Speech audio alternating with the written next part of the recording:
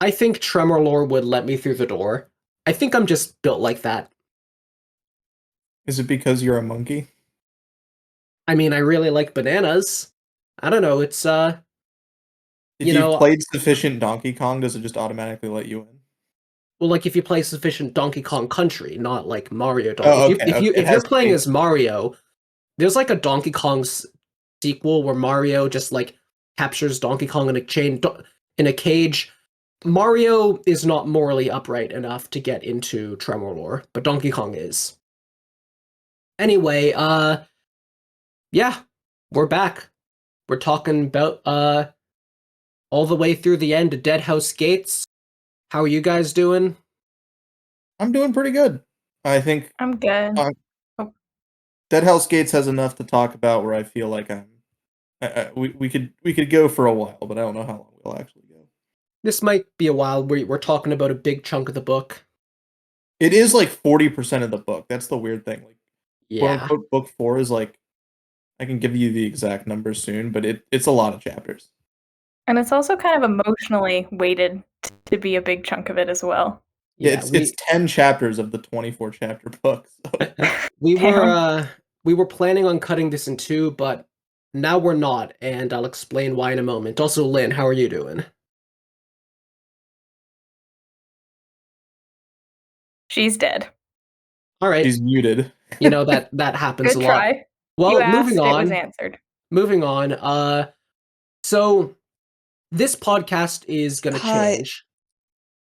Hi. Sorry, I muted myself and couldn't figure out a way to unmute myself. Is it playing the stupid Christmas noises for you too? No. So, this podcast is gonna change, and there is a minor reason for that and a major reason for that, but short version, we're gonna start doing this once per book, like once per, not like books within the book. Like we're gonna do one call after I finish Memories of Ice. We're not doing it all the way like we have. Like we're not doing four calls for Memories of Ice. And the minor reason for that is that we keep on talking for hours, and the workload of editing this is a pain and really annoying. And part of that is on me for being overly a perfectionist with how I edit our audio. I really try to remove the unnecessary gaps between sentences or words and all of that. And I am saying that out loud right here as a way to commit myself to not doing that. Like I am now saying I am not going to over edit this podcast, and now I'm not allowed to, because if I do, then you listeners can call me out. But the major reason we're changing this is because have you seen how long it took for me to get through Deadhouse Gates?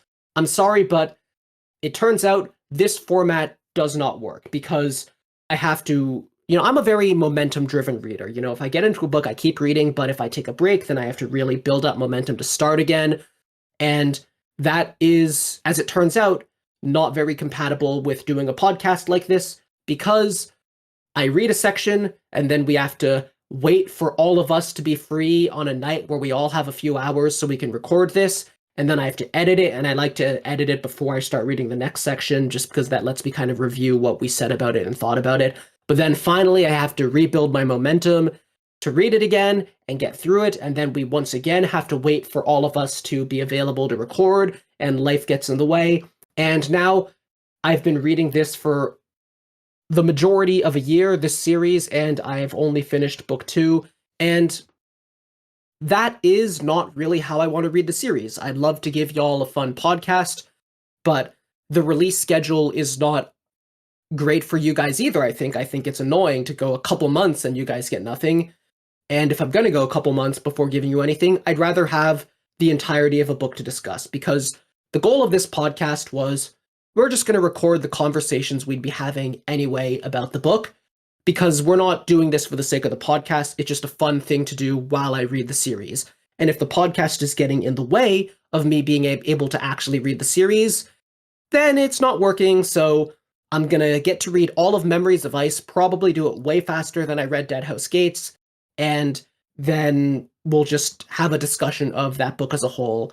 And it'll probably be too long, but we are also going to try to not go as unnecessarily in depth on everything. Like, it's fun to get nitty gritty, but we don't need to go beat by beat for every plot line. We should just, we're going to try and just naturally talk about what sticks out to us, which also applies to this podcast you're listening to right now, but it'll be a little easier because we only have book 4 of Deadhouse Gates to talk about. But anyway, that's my spiel. Y'all ready to talk about the book itself? Yes. Yes. All right. First thing we can just do a round table. Can we get a vibe check for everyone after the ending? Because I feel like Deadhouse Gates is, I don't want to say unique within fantasy, but unique within, like, you consider popular fiction. There aren't a lot of books that end tragically, like in the technical sense, or even movies and TV shows or what have you. There's ones that are like sad, but there are very few like this one, which are just basically everyone dies and or is horribly traumatized at the end. And the only character who actually like gets what he no, wants there's is I think Moby, there's a I few think, others you can say technically, they get what they for the want in game. some form or another, or they get what they sort of change their mind about what they want. But the Chain of Dogs plotline, that is definitely a tragedy, and I get what you're saying, that like Yeah. tragedy feels like one of the major categories of literature, and when you look through classic literature, you look into Shakespeare, it's like, okay, there is tragedy for sure, but when you actually think about like the modern books, at least within fantasy, which is what I usually read when it comes to books, how many of them are actually tragedies? Like a full-on structural tragedy? Not a lot. I mean, for me, I feel like I almost wish it was like I honestly I thought the ending was like really satisfying in just like every way that an ending needed to be satisfying. So it didn't even occur to me to think of it as a tragedy. It just felt like, okay, this happened, it was natural, and like everything made sense, everything fell into place. Yeah, I think that's kind of where I land. I think a lot of moments, both tragic and neutral, in the last stretch of this book were very hard hitting, but I've seen people, I can't remember if it's comments on our podcast itself or just comments I've seen around the internet, but I've seen people say they cried their eyes out at the end of Deadhouse Gates. That was just not how I connected with the book. I was like, damn, that's pretty heavy. Moving on. Yeah, as someone who cries at literally everything, I don't even remember if I cried at the end of Deadhouse Gates, but I do remember feeling a sense of, okay, I did not. You Thank did you. not. But I do remember I feeling a asked. sense of momentum that I hadn't really felt before with Malazan, where I think it was a couple chapters from the end that I sort of locked in and I was like, okay, I'm just going to see how far I can get today. I think it was after work I picked it up and I just finished it, which was not a feeling I had had with Malazan up to that point, where I could not look away. I just had to see it through to the end. And it definitely was a tragic ending, and in kind of a way where you just stare at the wall for a while and you're like, damn, that happened. But it did, like you said, Lynn, it felt like the natural conclusion that the book had been leading up to, where I didn't feel wronged or like, oh my God, this came out of nowhere. And I think that that's one of the things I like about tragic stories like that, is that you can tell, like, well, here's the flaw, here's how it was set up, and it feels kind of inevitable. There's no version of this where Coltane saves the day at the end and everyone like lifts him up on top of a shield and shouts Coltane. Like, his plotline structurally is literally he can't keep getting away with it. Yeah. And he can't. Well, he would if it wasn't for the corruption in Yeah, I the think Malazan military. Yeah. I think Which the I thing really that like how that. I think the thing that 'cause it's really gets you mentioned. about the ending is how close it is. Because it'd be one thing if they just lost Yeah. a battle, you know? But it's the fact that they get to Aaron, they're inside the gates, and then it goes to shit that I think makes it hit harder. Yeah. So sorry to sort of jump off on a different tangent here, but I did want to get my overall take on the book out early because I withheld this from the others here talking to me. I said I want to save it for when we're talking here. So I want to say it early before we go really into every plot line like that, but 8 out of 10 book, Gardens of the Moon was better. I'm one of those people. That You're one of the wrong that's people. I'm one that's of the a right people. strange take. That is a very strange take that So- you liked Gardens of the Moon better. So I will be fair and say I definitely had an unnecessarily interrupted reading experience with this one, but I don't think that affected too much of how I felt about the book. But like Eve, what you were just saying about last couple chapters you really locked in and had a smooth time. I had a smooth time there too. That was like the whole second half of Gardens of the Moon for me. No, I'm just it gonna is. chalk this up to a Crocus diff, and I know Crocus is in this This book, is not a Crocus but like book. I think it's a Krupp diff, but also it's that Gardens of the Moon is Also like true. my genre. Like all of those plot lines interweaving and just like seeing how everything comes together in such crazy ways. There's some of that in Deadhouse Gates, not as much. And then there's also aspects of Deadhouse Gates that I did not think worked quite as well for me, which we will get through over the course of this discussion. But I definitely think that Deadhouse Gates is on. yeah. Each plot line is kind of on its own track, and they're kind of just going to their conclusion, and there isn't the same convergence, Wheel of Time, Brandon Sanderson And mess at the end that can happen, which I think Gardens of the Moon does, and later books will do. But Deadhouse Gates is like, it's not like Akarium shows up and there's a starts version of fighting this on the chain of where command. like it does that, but just every plot line is a 10 out of 10, and that just makes it better than Gardens of the Moon. That just isn't how this one came together for me. And yeah, and I just think Gardens of the Moon is, I guess, an underrated book. I mean, it has that rough beginning, but it's great. And Deadhouse Gates is a good book. 8 out of 10 is very much not a bad rating, but, you know, I'm going to see how good Memories of Ice is. Then we'll say that Malazan's getting better and better.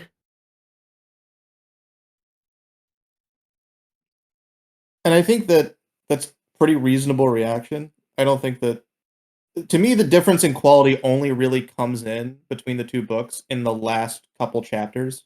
And if that wasn't hitting for you mean, in the same way that the way that the it ending of Gardens hit, of the Moon was but hitting, then not for every plot line fully. And also, you Mhm. know, I just enjoyed more of Gardens of the Moon. Like, I would say, yeah, the last couple chapters of Deadhouse Gates, that's some top-tier Erickson stuff, but, you know, I just think there's also a lot of what I would call so far top-tier Erickson stuff in Gardens of the Moon, and more of that for me. And maybe, you know, Memories of Ice will redefine what I think of as top-tier Erickson stuff. I do think this book has I don't want to say weird because it definitely makes sense, but in a lot of tragic stuff or like tragic plot lines within a story that's not tragic, you have kind of a beat where all of the emotions are supposed to kind of come together, and then that's usually when people start crying or whatever, and then you kind of taper off from that. And I think this plays into what you were talking about, Eve, where Coltane dies and there's like 100 pages left of the book. And then you have, even that plot line, you have Duiker and what happens to him afterwards. And then you also jump to Malaz City, and then people from Malaz are coming there, and you gotta go to Tremorlor, like all that stuff. And so I definitely think the ending of this book feels like there's so much happening that you kind of don't have an opportunity for that emotional reaction unless you are doing a reread and you can kind of take each beat as its own thing. Because at least for me, when I was reading it, I was like, okay, but I got to figure out if Duiker makes it out, or I got to figure out if Kalam kills the Empress or whatever. And by the way, Duiker does not. I mean, seemed like he kind of disappointed did. to find out. Well, you know, it's ambiguous. I will say, to me, the saddest moment in the entire book is when Hiboric is looking at Duiker's body, but he's Yeah. blind, so he can't see him, and he starts like asking everyone like who he is, and then he hears like a god laughing because he like, and Duiker is the one who tried to steal him. Yeah. Every time I read that scene, I'm like, man, That, this is like, like, to be clear, I this was is not rough. feeling sad in, like, I'm gonna cry way, but the final stretch of this book, absolutely full of holy crap, this is just, like, it just feels narratively weighty. Like, you read the moment and you're like, damn, this is, like, a major event in this narrative. You just, you feel impacted. It's like you get a little shocked out of your rhythm and you're like, huh, wait a second, that really just happened. Well, that just happened, but, yeah, and Heberick feeling Duiker was one of those for sure. And like a lot of those, what happens when Crocus is in the Deadhouse, or like a lot of Kalam and Lysine talking. Yeah. I think maybe the reason I didn't cry is because that Duiker moment that seems like the maybe highest point of emotion, I kind of was still beefing with Duiker. So I was like, oh no. This man is getting crucified, and you're Listen, still by the mad end at of the him. book, This I is did like disgusting. Duiker, but when you've spent like 500 pages being kind of bored, I just think I hadn't. If, for example, it was Felison getting crucified, I think I would have had a different reaction. But since Duiker to me wasn't like the highlight of the book in the way that he is to some people, I think when it got to that part, I was like, damn, this is like just another atrocity in this like whole string of atrocities. I definitely think the book did suffer for me a little bit because I didn't connect to the Dwaker and the Coltane plotline as much. I connected, I think, most with Felison's plotline, and her plotline, while the ending is sad, is not necessarily a tragedy. It's not like, well, Felison died. It's like, well, Felison, quote unquote, died, but she also became a goddess. You haven't And you're really like you're gonna see more Felison in the next, well, not the next book, but the book after that. So it's like it's almost more of like a foreboding. It's like a dread of what will happen with Felison, which is different from tragedy. Yeah. it's also, I would say it's a bittersweet ending for Felison because she is, for the first time, in a position of power where she can, well, do what she wants to do, and she has that control for the first time. And after reading Felison, going through it for however many pages, it was really satisfying for me just to see Felison in control, in power for the first time. So yes, it is a sad plot, like it's a sad ending in that Felison loses the part of herself that was the girl, that was the poet, but it's not a completely sad ending because we get to see Felison empowered for the first time. And like with Coltane, it's sort of like this is just what had to happen. Yeah. So we're And also, it also sets up the eventual, the impending conflict yeah. between Tavor and Felison, because Tavor is leading the punitive army, and that was definitely a moment when I read it where I was like, Yeah. "Oh, that's why Yep. this book is what it I is." read because this it's so that was set up in this- book 4 of Deadhouse Gates, right? Like Where we see her Right. fleet coming. No, Yeah. I it's like mean at the very end where it's like set up earlier during a Felison part where it's like when she's sort of like in the process on the way to becoming Sheikh, there's a part where Hebert is like, someone is like, you know that your sister is the one being sent to put down this rebellion, and I feel like I think that was in this part, and that was pretty hard hitting to me. That was like, ooh, okay, this story is going in an interesting path.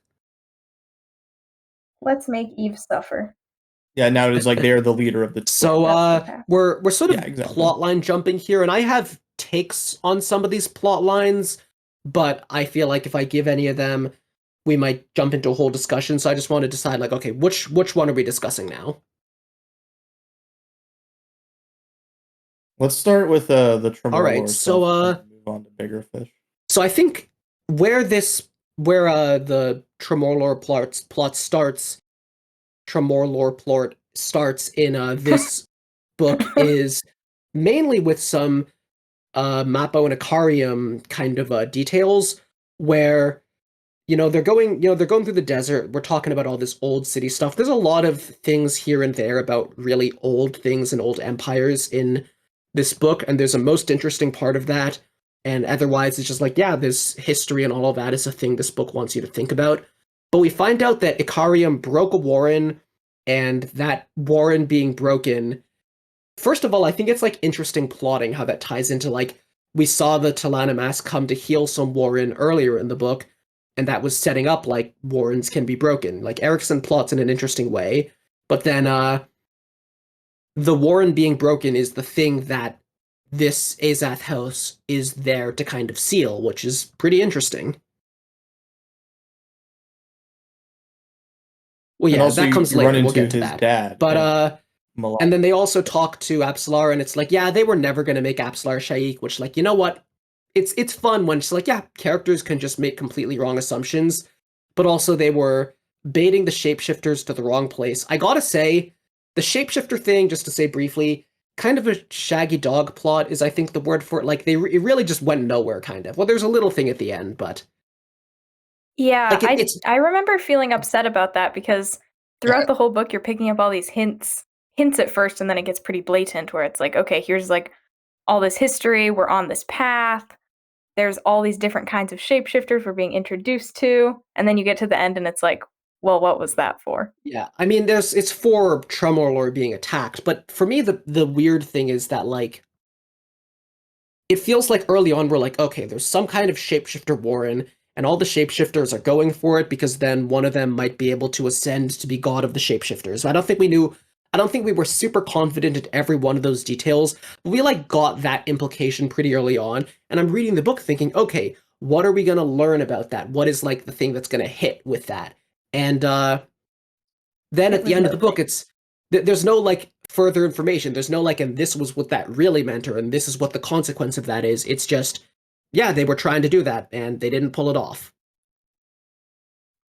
Yeah, I do think the shapeshifter plotline kind of felt, like you said, like a Shaggy Dog plotline. Like I was never super invested in it in the first place, but I thought it was going to have some relevance to the Seven City stuff, but then it kind of didn't.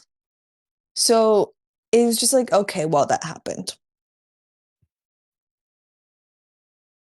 I also think that because what it actually means to become god of the shapeshifters is never like established at all.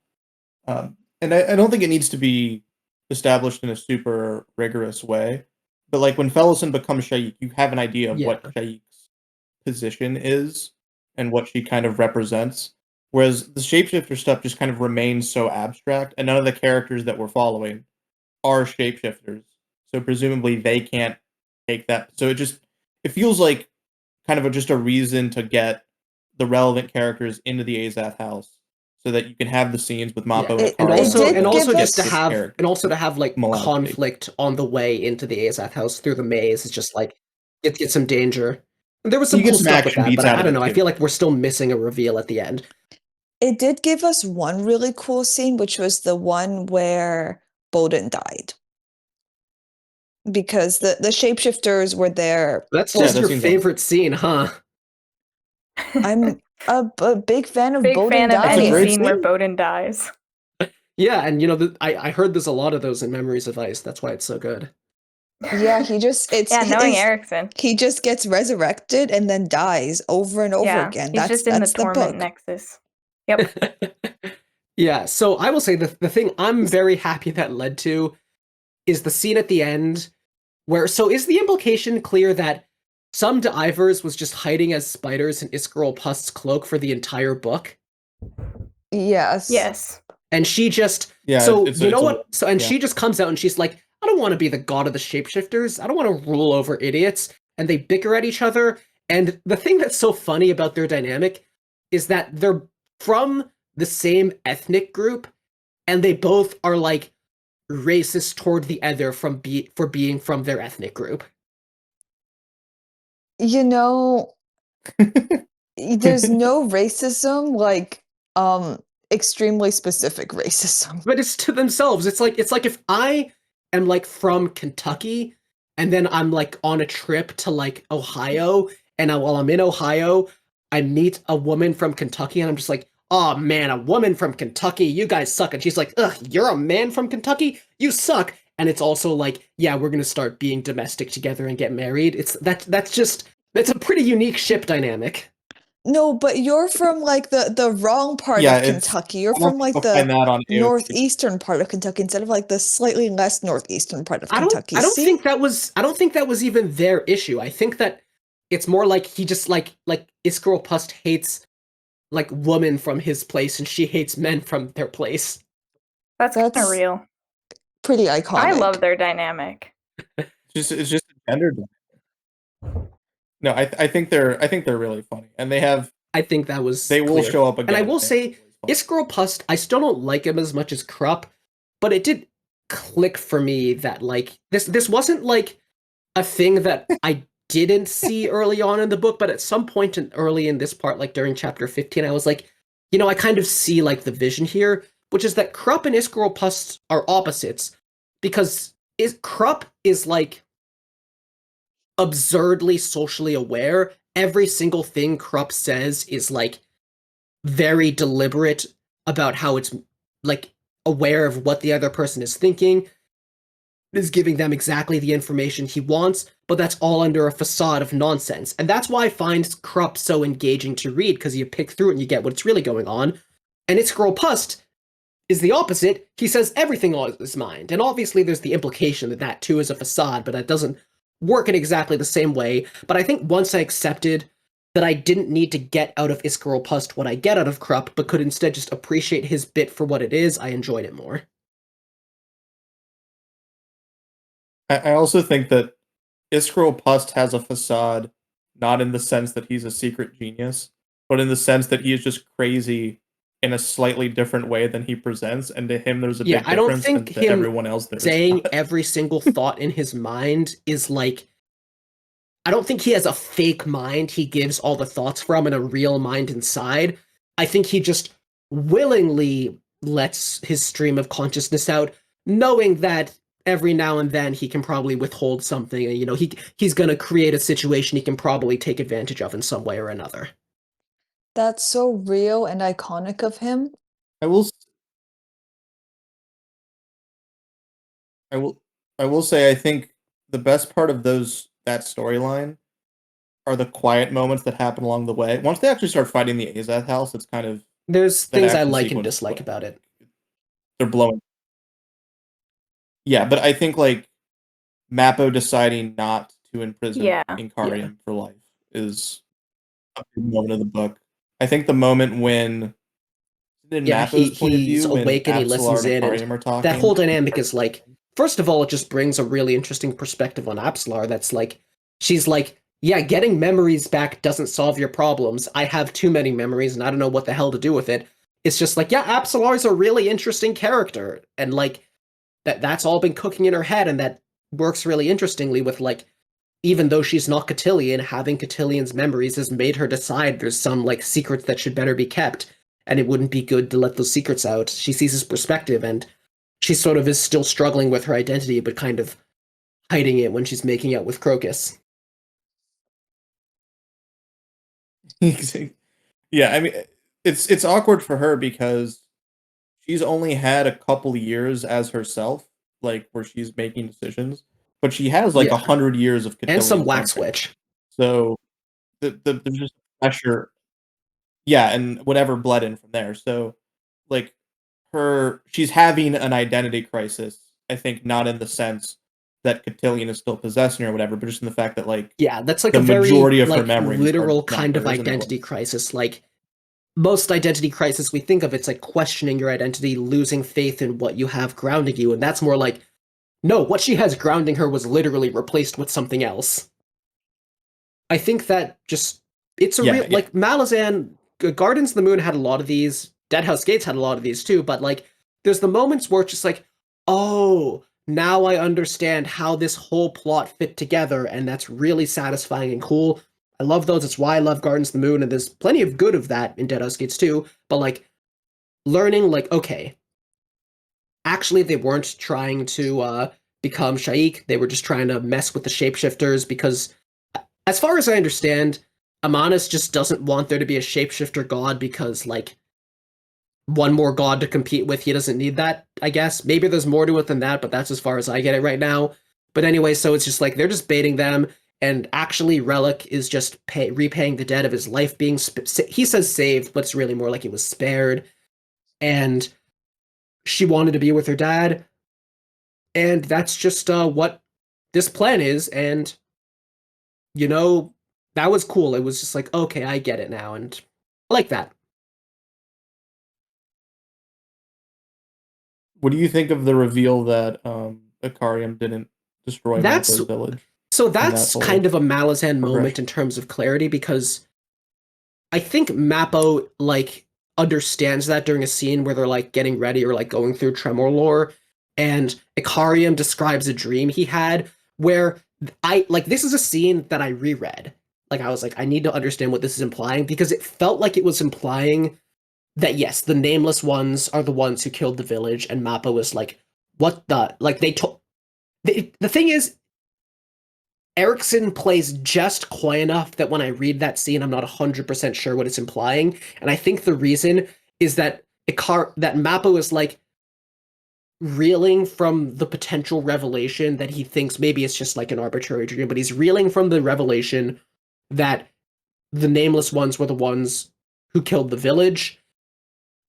But it doesn't actually explain, or maybe this was just there in the beginning of the book and I forgot it, but it doesn't feel like it explicitly says that he was under the presumption that Ikariam did, and that just makes the scene kind of like, I'm pretty sure it's implying this, but I'm not totally sure. And then later near the end of the book, they make this explicit, but I think it was a really interesting narrative, just like a cool story, but my experience reading it was a little bit of like a shaky trying to put it together. Yeah, I'll be honest, I didn't really understand what was going on with the whole Mappo thought Ikariam killed his village thing, but he actually didn't stuff. Um, I like fully did not cotton on to that happening. Yeah. So I think Mhm. So just to no, I want to say it. establish I want like to say it what because I think I got the it. order of events So here. Okay. first of all, I want to Okay. say more about this later because it was cool, but like, so Ikariam's dad is trapped in the Deadhouse, but he's its guardian. It's not like he's chill with it, but Ikariam is like, my dad's trapped. His dad is Gothos. Well, I don't even think he's Ikariam actually thinks of it trapped. as He's trapped. just It's like, he's just and his Gothos. I know he had a folly, maybe yeah. this and that, but so Ikariam's mad. Ikariam tries to break it. He fights the Azath. He breaks the Warren. It's a bad time, and it kind of leaves him fundamentally broken in a way where he can't remember why he did that, and he keeps losing his memories. And he's trouble. And every so often he gets really mad and breaks some stuff and forgets it.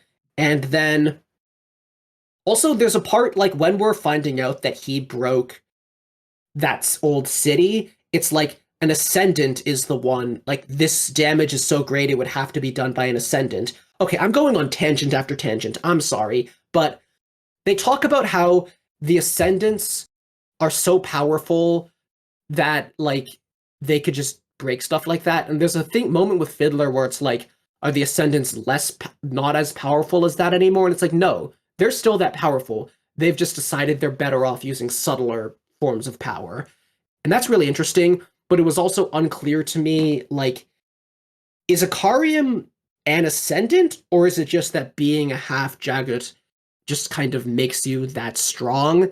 And he's like a particularly strong one, but or like is he also just ascended to something? I don't know. But anyway, so he's in that state. The Azath likes capturing evil stuff, which is another really interesting thing we should talk about more later. But the Nameless Ones, a cult to the Azath, want to get Ikariam because he's a big deal. And they are sort of trying to like subtly guide him there over the years and years, and they assign different people to be his guardian. And Mappo is the next one they pick, and they kill Mappo's village and say Ikariam did it to kind of try and bind Mappo to...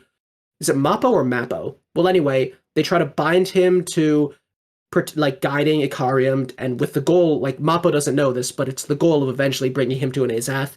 And Mappo, unfortunately becomes like a really close gay friend to Ikariam, and so instead they're going through, and he can't do it. He can't sacrifice him to that, and at the end of the day, it's as though it never happened at all because Ikariam forgot. But Mappo didn't forget. He forgot. Nope. Oh yeah, well that Well, they part's also then that, healed that's the more dog. of like a... People We'll talk might about have that known. when we talk about that plot line. But I say Mappo because Mappo sounds like a cartoon character to me. Like Mappo sounds like someone who would be on Elmo. But anyway, you know what? Now that I mean, do they not both? well, okay, that's a good point. But Mappo's But probably Mappo, right. I don't know. Mappo sounds like a honestly, I talking think- mop. No, Mappo But I would do be on think the Dora the cult being Explorer. like here's our perfect plan. We're going to make somebody a lifelong bestie of this guy, and then he's going to imprison him for life. Is like, do you guys really not see how that could go wrong? The nameless ones are not Is known for Dora being the smart Ikariam? about Like, Dora's super powerful but keeps losing her memories? Because, like, the map that Dora has is like Mappo because he guides her on where to go. Yeah, I So think Dora's Ikariam. Dora's a... Yeah. All right. That makes sense to me. But yeah, What a beautiful AU. so I gotta say, for Mappo and Ikariam's relationship and their plotline as a whole, I think the lore and the reveals and like the overall themes of that are really good. As a plotline, I don't really. I feel like there was just a whole lot of nothing happens, and then we start getting those reveals, and it's interesting. But the nothing happens wasn't that interesting of a story to see them go through, and it also wasn't really written in a way where like there's like hints and clues that you gradually put together, and there's a moment where you get a clue and you're like, oh, so maybe it's this. It's more just like there were vague implications, and then later near the end we started getting reveals. And the reveals were good, but it feels very like I'll tell you when I tell you. Like there's some plot lines in Malazan where smarter people than me or people who are reading more closely for that kind of thing like can put things together easily. But this is not one of them. It's just kind of like, well, we're just gonna keep reading and eventually we'll find out what the deal is with Ikariam. And I think that that kind of mystery is fine, but the problem is that they don't really do anything before the mystery is revealed. Yeah. Exactly. And I They feel sit like around talking. Mappo and like I don't think they're bad characters, but they're not the most compelling characters Erickson has written, just in my opinion. I think they show Erickson's strengths. Like the things that are interesting about them are like a fundamentally interesting core, but they're not in like my top tier, you know? Like I feel like with Ikariam, there's a lot of pathos to Ikariam's situation. Yeah. But because and a lot of his situation, sorry, that was terrible. Because of his situation, he doesn't have a lot of room for character development, which is fine. Well, he's literally getting hard reset at the end of the book. So yeah, but it doesn't what matter. I'm saying how is it would be fine if he was a vehicle for Mappo's character developments. But it feels like Mappo is also fairly stagnant because he's had all of the revelations he needs to have about himself and Ikariam prior to Deadhouse Gates. Has he? I don't think that's true mean, because I think if the start of Deadhouse Gates, it was like, here's the Azath, put him in it, I feel like it would have gone differently. I feel like I feel like he very much started off with this is Ikariam and he's my bestie kind of situation. I agree with that, but I feel like there's still just a lot of development in him learning the truths and grappling with them. And like I think because all of that's good, it's just like I wish their plot had a plotter. I think it's also just the realization that he's not going to ever not be in this role. During book 4, I don't have any complaints about their plotline. Yeah, it's getting there is I think. And so I don't know if we have much else to add. Well, I want to add. I just want to say this is kind of the first iconic Erickson duo that we get, or at least the first that gets significant screen time in this way, where they are a pair. Not be the last. It's Mappo and Ikariam. We don't really just get one or the other, and there are so many more to come. So personally, when I was reading this, I thought that their interplay was interesting, but if you just took like Mappo on his own, I feel like that's not as compelling. And I think that Erickson does this a lot where it's like, well, maybe this character's boring, but if I just put him with another one, they can have fun philosophical discussions. And that'll basically just be like there's a plot, right? Because they're talking. Yeah. There's something for them to do. I wasn't in love with their philosophical discussions at the start. I totally believe that eventually Erickson will be capable of doing such good philosophical discussions that it carries it. There's literally a character in a later book who starts off her plot line by herself, and I'm like, Erickson's trying something new. We got a character by herself, and then she immediately runs into like comedic duo to travel with. I'm like, Erickson, I you know. couldn't make The it same one thing happened in chapter. Bone Hunters at one point, and I got so pissed. I was like, another duo? Really? Do we need this? And I get it. Another one? No, it's That not. duo is awesome. I'll fight you. It's like completely plot irrelevant. But anyway, I think that it's not necessarily bad. You know, it's a good writing tactic to pair characters up, especially in the case of Mappo and Akarium when they have issues that are very complementary to each other and sort of fueled by the other person. But I just wanted to put it out there that this is something that Erickson is very fond of, and there will be a lot of it coming up. I think I kind of got that impression. I mean, isn't that where a lot of the like a lot of major plot lines will be things they role played as, you know, those two guys, Erickson and Esselmont? I don't think it's directly that way, no. Okay, but it's sort of it's a inspired by dynamic that just that makes sense. yeah, it's the energy they bring. It's the energy of them. All right. Of So, DM and a player anything else to conflict. add about Akarium and Mappo, or can I say my Right. final thing about them? There's a moment where Go it for it. said that Crocus is like super imprinted on by Akarium, and is like Akarium is like Crocus is like, if I start working out every day, I'm gonna become as Sigma as him. Like Ikarium is the like Andrew Tate that is inspiring Crocus. And I love that so much. Yeah, I know. He's got the whey protein packs being sent to his door as we speak. I love Crocus. It's like, Crocus, why would you think that? Like, what part of the situation would Because Akarium is just like strong, silent, really strong, cool. Yeah, like Crocus. He is I don't from the think outside. I like don't know if Crocus is ever there in the form kind room of for thing. like the. He is, I guess, but he's not. Especially when this happened, I don't think he was No. like fully aware of like all the problems with Akarium, and he's just like, yeah, there's just this really cool, this just guy with tusks God, and a he's so bow cool. who's like holy Super holy buff. crap. Maybe like Apsalar. I need to become like him so Apsalar doesn't leave me. He's such a little idiot. I will say, I really wish Crocus and Yeah. Absolar had some more movement this book. I think that's definitely a weakness. I also think Fiddler is He's there for I don't- sure. Does he even have an arc in this I think book? the I feel one he just kind of- there's like moments where Fiddler talks, like there's a conversation with Mappo about like how like, oh, the strong, like they're just like regular humans, and like any of the strong could just like, they're just at the mercy of all the strong, and this like neat stuff. And there's the whole thing of like at the start of the book he helps save that girl, and then that conch thing like really saves their asses in the maze, and that's cool. But like I think Fiddler works. Like Fiddler is like a solid grizzled mercenary POV. He's not like close to as boring as every bridge burner was last book. Like he at least got enough focus that it was like, I am down to read things from this guy's perspective. It feels like a distinct enough perspective.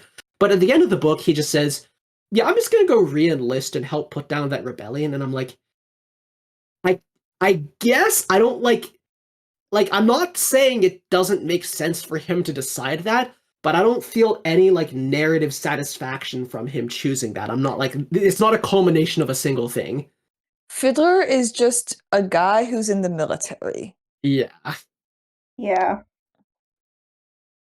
I will say, there's good Okay, Fiddler and I'm content sure to there's come. things you It's can just read not- into, like he's a guy in the military. How do we compare that to Crocus and Apslar being civilians? How do we compare that to, you know, the whole Chain of Dogs plot? I'm sure if you really dig deep, there's things you can bring out of it, but it did not, on the face of it, really, he did not impact me that much.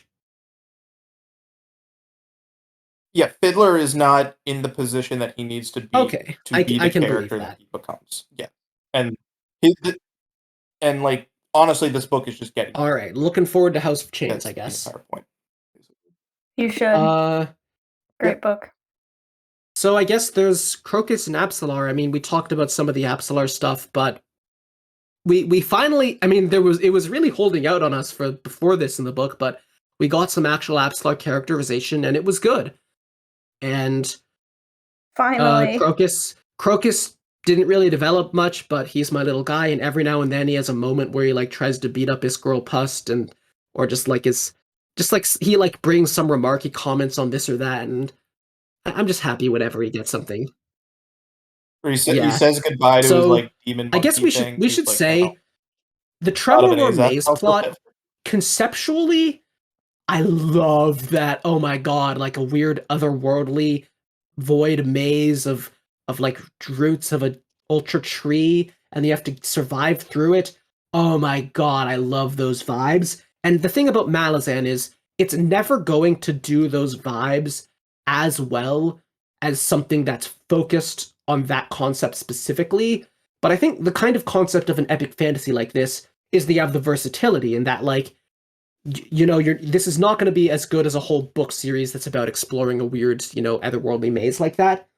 I've never read the Maze Runner. I'm sure that's just YA crap, but so Yeah, the Maze Runner is not yeah, that. so that's not It's what not I'm good. thinking of, but anyway, so I'm thinking of Pokemon Mystery Dungeon. But anyway, so like the thing is you don't want to be 10 out of 10 at any of those individual things. You want to be 8 out of 10 at a lot of those and get a lot out of a little. Like, and then, unite that all into a greater thing. And that is to say, like, there's a very good bang for your buck in how much time we spend on the Azath maze versus then how, like, good that, otherworldly maze content is for that time. But, and also, there's the whole, like, Amanas is just like, dude, like, I know you planned to, like, lure the shapeshifters here to get them all killed and whatnot, but, you don't want the Azath to lose. You don't want all that ancient evil to be released. You should probably help. And I like that the hounds show up. I like that there's elements that are sort of like, there's these little through lines from book to book where it's like, even though most of the main characters are different and we're in a different place, we get these little things that are like, yeah, Jagut are still relevant, and like the hounds are still coming up, and I like how that kind of unites the series. I love those hounds. Also, hashtag Dassam Oh yeah, watch that's something. with what they find in Tremor. There's something happened to his daughter. She was his, laid in his here. daughter. Time doesn't pass. She's dead, right? Good for her. And like I don't fully remember the Yeah, details so- there, but yeah, interesting stuff.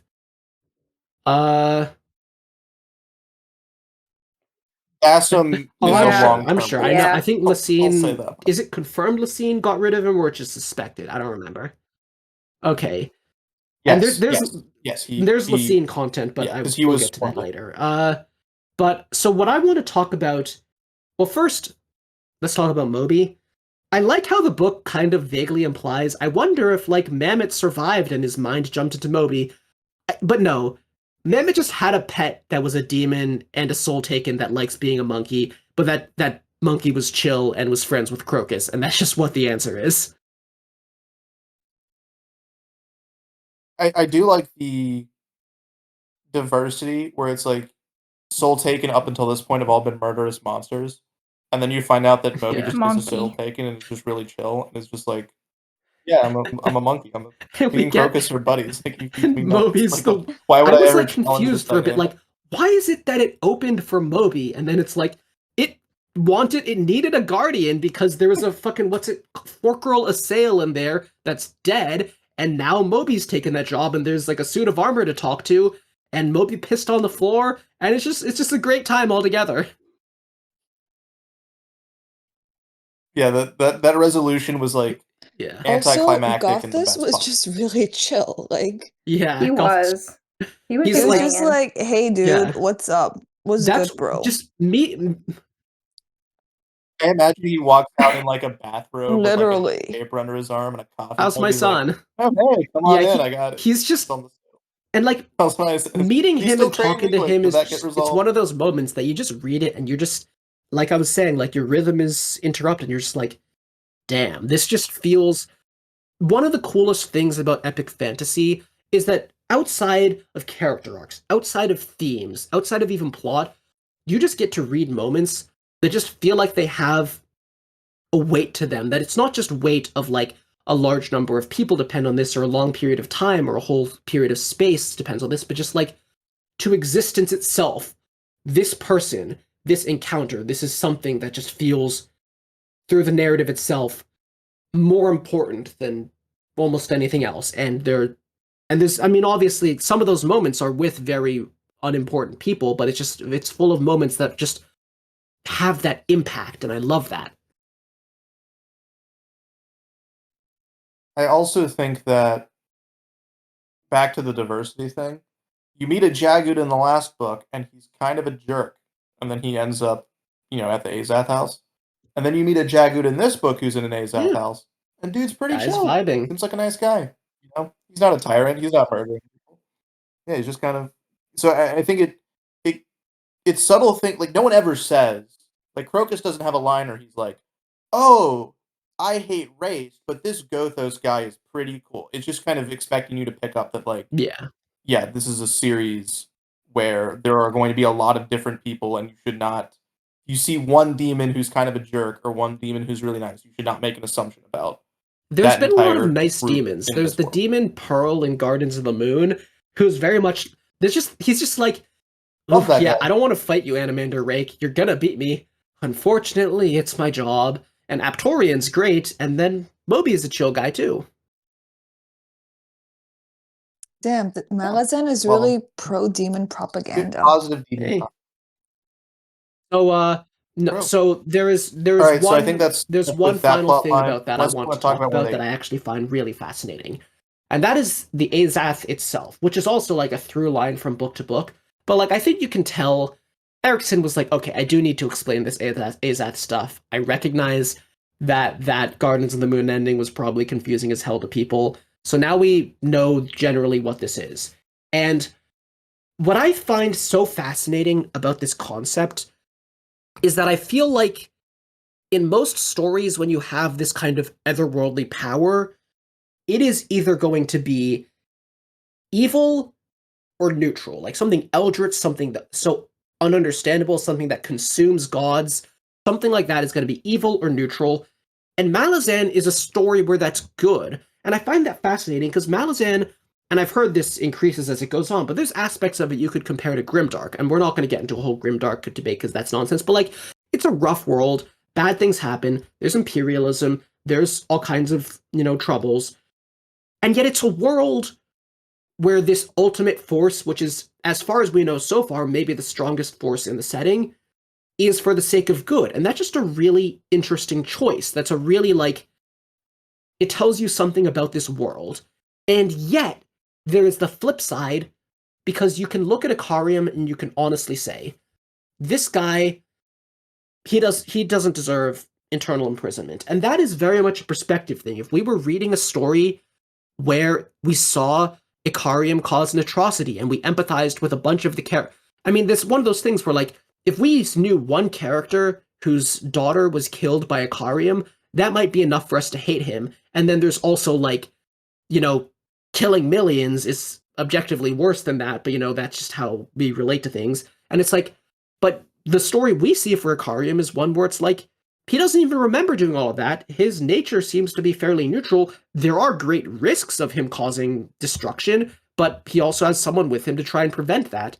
And, with all of that, the Azath, this ultimate force for good, still wants to take him, and it makes you question, is that good and evil delineation that simple? Can you really call it some ultimate good when it wants to take someone like that? And it's like, it really I think it's a way for the series to ask you to question those simple moralities that I find really compelling because of how much of an absolute power the Azath is. I think the Azath at this point is also mysterious enough that those questions don't have relevance to the way the book proceeds, if that makes sense. Like, I don't know. It's definitely not something I was pondering as I was reading, and it doesn't feel like the Azath, No, this understanding is its motivations is important. this is But it absolutely is. this is a moment of me thinking, ooh, if I figure out a smart enough theme in here, people will think I'm smart. I do think you're smart. I think it's a very cool thing to bring up. I mean, And it's I something I had not thought about in those terms. I think the thing with the Azath is Honestly, you described it as good. It doesn't come off as good to Oh, me. It comes off as neutral. Like it very much comes off as like, well, someone like pre-programmed a robot to like fight crime and then they just left the that robot. is an entirely valid perspective. I'm not saying I disagree with that, but it is like the face of it framing is like this is kind of a thing that just grabs and seals powerful evil stuff, and it did save our asses in Gardens of the Moon. Well, I mean, Well, I think there's Animander Rake could have taken Raced, but you know. I think there's also something about Ikariam's nature potentially being destructive, and like Ikariam himself and Mappo are kind of fighting against that. And that's sort of the reason for, I mean, the Nameless One's plan in the first place. I don't necessarily think that Ikariam like is a bad creature or a destructive creature, but I think that the interplay between like the way that he acts normally and then the violence that he's capable of and clearly like has done is an interesting part of his character. Yeah, And and also his interaction with the Azath really just calls that into the light. And you brought up the Nameless Ones, and that's fascinating because the Nameless Ones did evil stuff. They killed Mappo's entire village. 100%. Like, and that tells you a lot about like there can be like assuming the Azath is an ultimate good, being a follower of the ultimate good can very easily become an excuse to do evil. Well, I mean, also back in the perspective thing, maybe if we knew what Ikariam was doing, we would view is this a Nameless One's greater decision goods decision? differently. Is this is it a greater good decision, Yeah. or is it like just a fanaticism to the fact that like Ikariam must be brought to the thing that wants Ikariam decision, and we don't know either, and that's interesting. Also, as a recap, they get their boon at the end of the book, and Fiddler is going to enlist with 14th, and Absalar and Crocus Oh yeah, and so something Absalar's dad are going back to the because village. we were So talking about those plot lines. I they get was sent gonna to their- say, you have confirmed for me, Duck, that Absalar will get POVs in the future. So I know Absalar keeps being in this story, but if I didn't know that, it would be very possible to read that ending and think, okay, and that's the last we'll see of Crocus and Absalar. And it would be whack. It would be very much lacking in resolution and actual focus on their characters and how they end up. But I also wouldn't put that past Erickson. You can't put anything past Erickson. Yeah, that will happen for some characters. But yeah. So, and it's very possible that the Azath is some ultra evil god that's just consuming all the smaller evil things to resurrect itself and do mega evil. You never know. the Azath Megazord we have to fight at the end of the series. Do we want to move over to Chain of Dogs because sure. that ends with Mappo? So, I think that let's start by talking about the Chain of Dogs as like earlier sections that are more like let's talk about the kind of more of them like stretching themselves, like the more like Chain of Dogs trying to survive, stretching themselves thin, all of that stuff before we then get to the change ups as it ends, because I think I really enjoyed the section where they're like having a terrible time. They are like, was it in this section? Actually, hang on. I'm going to talk about this first. Sorry for the confusion. Captain or Corporal List sees visions of an ancient Jagut, and he tells Duiker about all this stuff with like the Talana Mass were genociding the Jagut, which is that's another of those through lines to this series that's so fascinating. That like last book we got the Talanics, their perspective that like they were so thoroughly dominated by race that was such a like this is not okay thing for them that like this can never happen again. We have to kill all the Jagut. And then over here, it's like, yeah, here's just some Jagut trying to live their dang lives, and like here's a genocide. And there's like multiple dimensions behind why I find this so interesting. And one of them is just there's the kind of scale thing. This was like 100 million or something. I don't know how many millions. It was a long time ago, and there was like yeah, even these were not raced tier, but they were like so strong that it would like take 100 years for the Talana Mass just to like gain some ground in their siege against them. Like okay, they pushed them back, so now they have to build their hut like 100 meters that way. That would take a long time for the Talana Mass to do, but the Talana Mass were still pulling it off, and it was like the Talana Mass are way stronger than the humans, and it's like they were like ants to the Jagut, and it talks about the Jagut perspective of like, this is just ants to us. They didn't take it seriously, and all of that was like just like it's like that scene in Gardens of the Moon when Lauren just thinks about the scale of history. It hits you hard. And then there's the dimension of like, yeah, this one Jagut lady, she was just so hot that like her kids and her husband all came to help her instead of just leaving her on her own, which is very much not a Jagut thing. I wonder if we'll learn more about that eventually. But the most fascinating part of that whole section is that Duiker is being hit by all of these existential questions about the war and the void and the pointlessness and the suffering, and just like he's like lost his mental barrier that protects him from that suffering. And then he gets hit by this thing of like, yeah, this has been happening. This is old. This same thing has been happening all the way since long before human history. And it's like that just very powerful moment. Well, and then also Duiker's last Yeah. moment is seeing the kid's face, right? When he's getting crucified.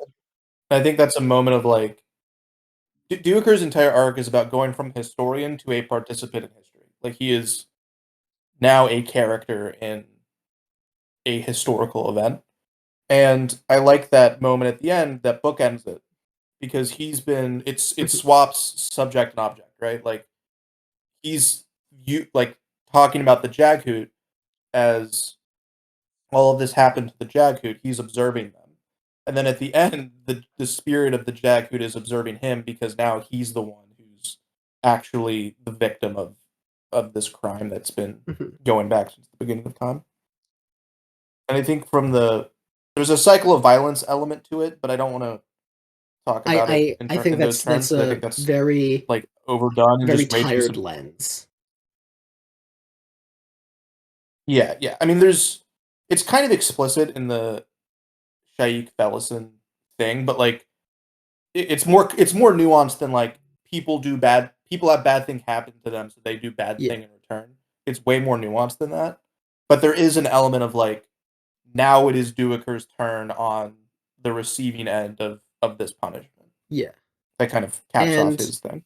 So I sort of have my notes are not the cleanest. I have like there's a lot of this here. There's a lot of events along this plot line that I thought were cool that I don't remember the exact order, but there was the part where Coltane tries to promote a sapper to captain and he accidentally demotes someone and that was hilarious. That breaks him. That I wish real life engineers were that cool.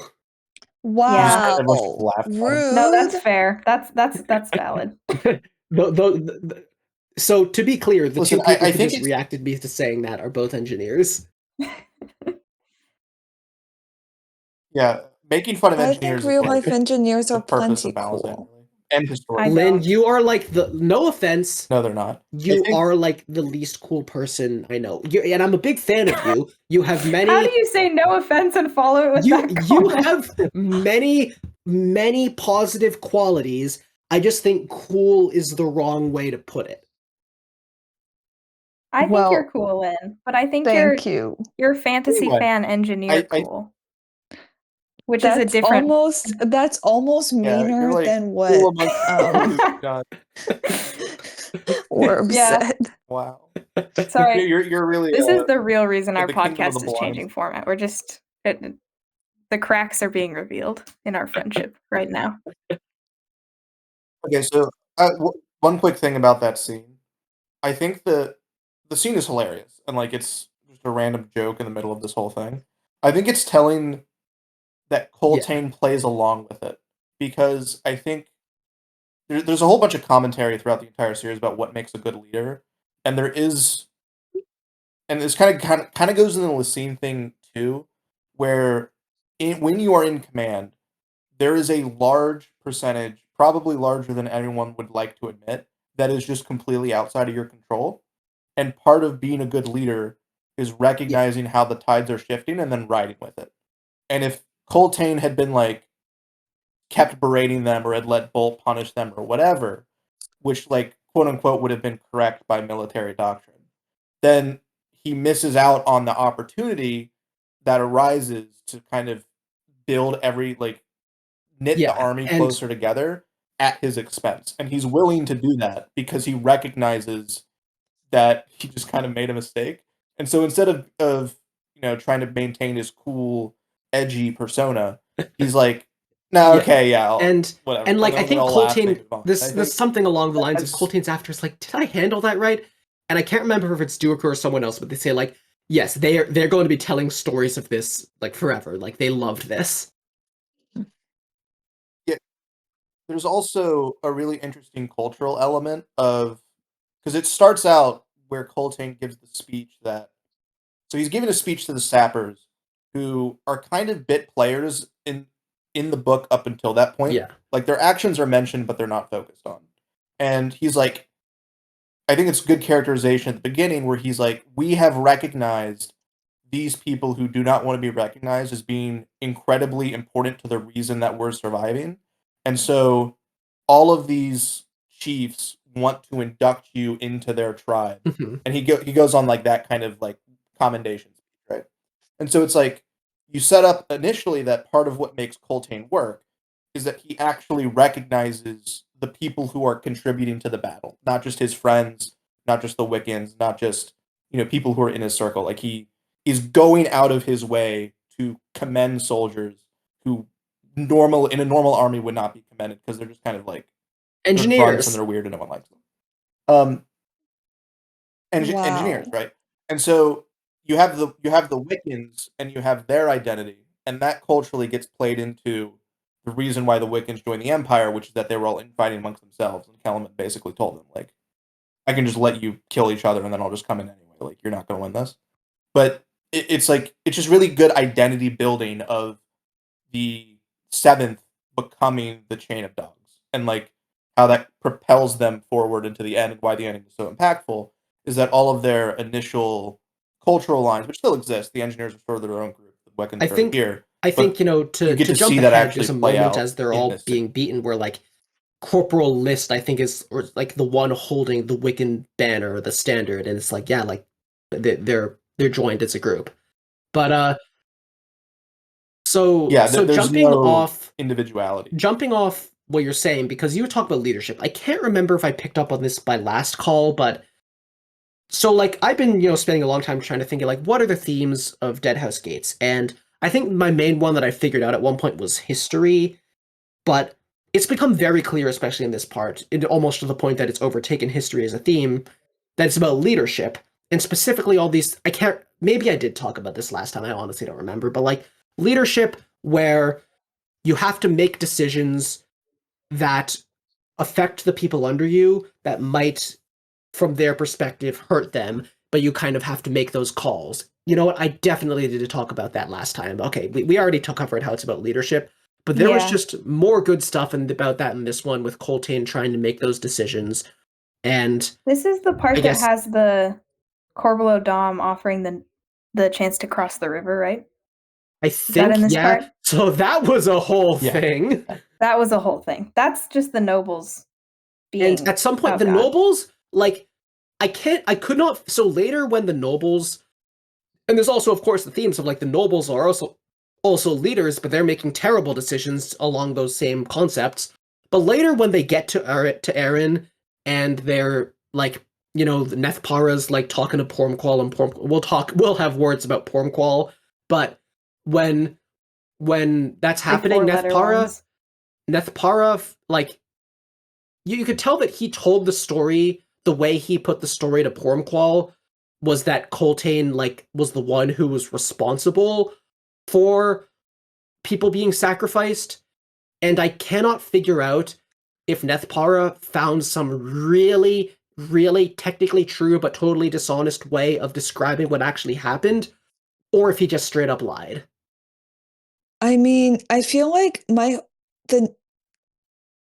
I think he probably just straight up lied and like maybe deceived himself into thinking it was true. Like the nobles are kind of stupid to the point where it actually, well, they're We irritating to the covered point where yeah. we had that whole discussion. I don't want to rehash it, but I will say, oh yeah, there were some points. You said at one point you wanted to shake them to get them to be smarter.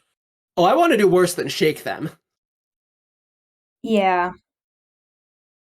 Well, that's kind of the point, right? Because the book Yeah. starts with the culling of the nobility.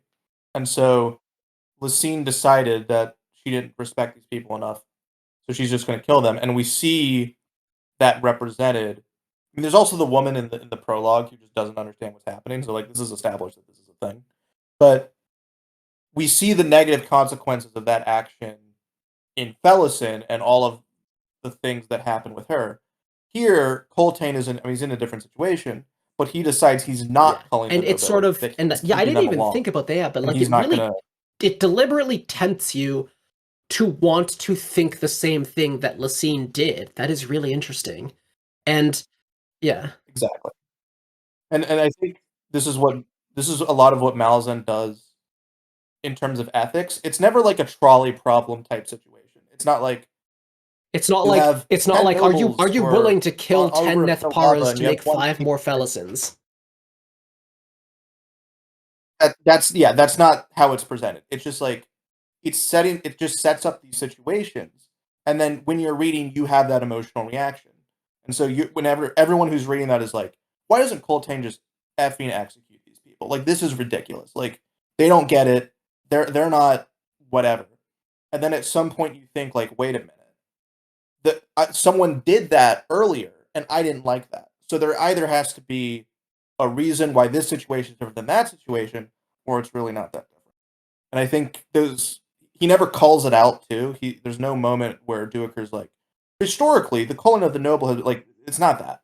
And at the end, Duiker Yeah, does and kill him so because he's there's gonna die anyway. so there's also a But thing that there's a bit that I might be reading too much into it to call the symbolism here, but there's the dog that belonged to one of the nobles, and then at one point you see it getting taken away by one of the cattle dogs, and you think at that point, oh, that dog's getting eaten. But then later, no, it's just one of them. It's just hanging out with them.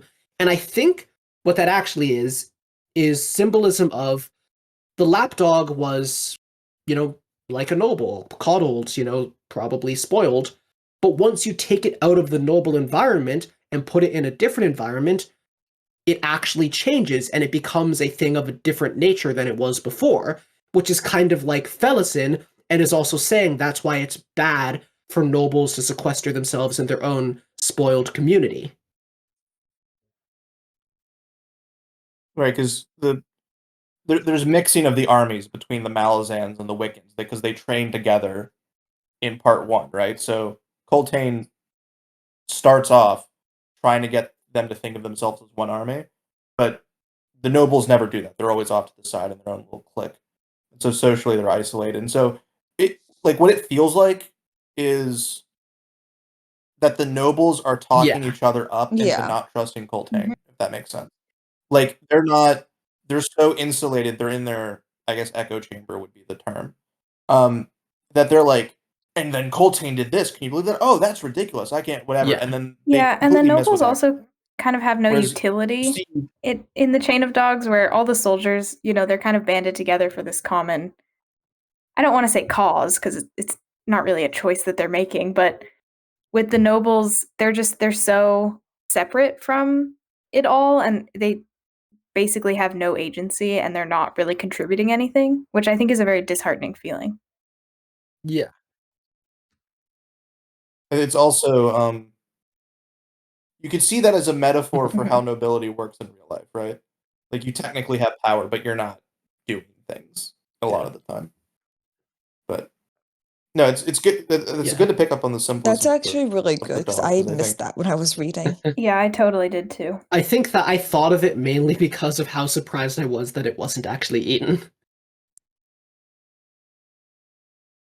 Yeah, because it's set up like it, and that's kind of what happens with Felicid and Bowden and Boric. Kind of. Well, I mean, in the I would say it's less yeah, successful it's with them. the relationship is more Okay, complicated. so Yeah, well, Bowden didn't. Well, the That's dogs what made really out. matters. yeah, and Also, well, I want because I know we're I gonna want to bridge us into we don't that. talk But about that. first, let's take a tangent and talk about Gessler, and then we can skip to what he does at the end. Because I'm just going to I was cover gonna- that's everything what- here because I don't. If y'all have stuff to say about it, you can jump in after. But I don't think there's that much to say about it, so I'm just going to recap. Gessler, the Silanda makes it here. They pop out of the Warren, and those guys are all like bronzed, and it's implied that they're like close to ascending because of that experience. And that is so weird for a set of characters who are not that important. And it's like, yeah, these guys are close to becoming a god. And even more so because they barely do anything in the story after that. They're just like there. They don't show up to help with anything. I don't know, whatever. But then Gessler, but we learn about Gessler. He's basically similar to Whiskey Jack. He used to be a high up. There's a line I really liked about like you have your boots to the sky on the ladder because like he's demoted because of Lacine's whole thing. He's like, do not give me a promotion. Coltane tries to punch him.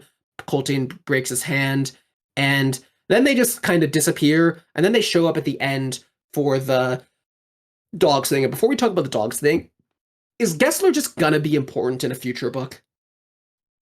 Okay, because I was like Yes. that's like the I will- only Jesus, way yes. I can justify how he was used. I was like, okay, this guy is similar. This guy is similar to Whiskey Jack. He's a long and what term. that tells me is there is potentially a story here. There's potentially stuff we can dig into, and maybe it's just that we're not digging. It's not for this book, but he has shown the potential for that story, and he has shown the potential to be important because of the close to ascending thing.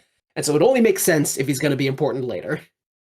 I think the other thing the scene does, though, is highlight Yeah, Coltane's he's- power because he is still able to draw blood with Yeah. that punch. And there's kind of the like staring into the camera moment that's Yeah, like, oh my he's god, what's approaching- going on with Coltane then? If he can do this to a near ascendant. And also just kind of fleshing out how ascendancy works. Because we Yeah. haven't I mean, gotten many is it specifics fleshed about out? that. They spent a lot of time in the Fire Warren. I had like a theory of what Warren that is, and now I completely forget it. But they spent a lot of time in the Fire Warren, and I think I thought at one point that it might have been the Warren that Ikariam broke, but I think as we learned more about it and we saw them actually go into Tremorlore, it's like, no, that's just not how that works. But they spent a lot of time in the Fire Warren. It was a good guess. And then when they jumped out, they were almost ascended. I don't think that tells me much about how it works. Well, I think it tells you more than you knew I previously. think. I guess. Well, also it's mentioned that Coltane is. Yeah. I guess. the And process, not to spoil, but because of that Magic arrow. Baby. Magic baby. Yep. Lynn's Alright. favorite thing. He gets the Wiccan respawn treatment. That is a good moment when he gets handed the one up from Mario, and he's like, "Yeah, I don't think I'm gonna need this. Just call it 100." Yeah, Quick Ben doesn't know what the Wiccan's deal is. Thanks, Quick Ben. But so he doesn't. I think that's well. It's also so to talk about that quickly. It's important that the way in which Coltane yeah, because reiterates is a Coltane Wiccan kind of thing. has It's this not coming struggle. from I forget the full details, but he has this struggle of like, does he go back to his old Wiccan nature, or does he keep doing things the Malazan way? And there's like a moment of temptation that Duiker's scared by, but then he like calms down. I forget what it was he was tempted to do.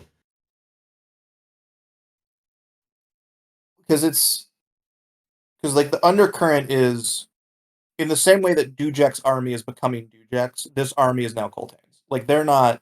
It's not like if they got to Aaron, and be like, all right, 7th over here, Wiccan's over here. We're gonna send you. That's not happening, right?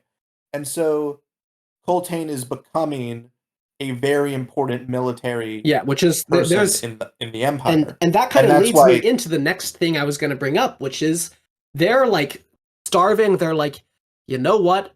We had a good run, but it's over. And then just like fucking. Do we swear in this podcast? I can't remember. Okay, Yeah. I don't. We have So before. yeah, The they Trigel just Trade Guild, yeah. They just show up, Trigel Trade Guild, and they're just like, "We're here. We got gifts for you. Hell yeah, courtesy of Dujek." And then we get this implication. So first of all, that's hilarious, almost not because it's comedic, but because it's absurd. Just that whole thing. It's just Yeah, well, the Trigel Trade Guild is like a bunch I of love cartoon that. characters who randomly showed up in this like grim military plot who are like, "Hey guys, we're on fire. Here's a bunch of." They It's just so drop funny. stuff on the floor and leave. It like, feels like annoying they're in a just way of big like criminals. in a different book it would be annoying because it'd be like, what the fuck? Like, where did they come from? It's a But then Deus Ex yeah, Machina, but no, it it seemed just like that. fits so well. And then they explain why it's happening, and it's like, you know what? That makes sense. Dujek is like, yeah, the Malazan Empire is Mhm. gonna need you guys, and all of that. And then we're gonna have to go on a tangent, but we should talk about it. I don't know if we want to talk about it an hour later. But Duiker's like, oh my god, Lysine planned, like, Lysine and Dujek Oh, agreed yep. Dujek would defect. And I'm like, what the hell? And at the end of the book, they confirm this did in fact happen. This makes a lot of sense. It is totally logical as a plan. I just have one question. If that was the plan, why did Lorne do the raced thing? I don't think Lauren was in on it. Seriously? Is that just it? I think Why didn't Yeah, Lysine just tell Lorne, maybe chill on that thing, we don't need it, we're gonna do this? Well, so I think something about Lysine's character that's kind of important is that she likes to set up situations where Yeah, no I know. matter I mean, what that she was wins. So I don't think you read the defection as she's no, actually no. secretly Well, chill with the old guard. I I mean, think there's a reading where she still wants that. I mean, to And my so understanding is that Dujek has always been an exception to the old guard thing. Like even Lorne knew that. Like she's just like, Dujek's good, but like I don't know, it's like I just feel like you already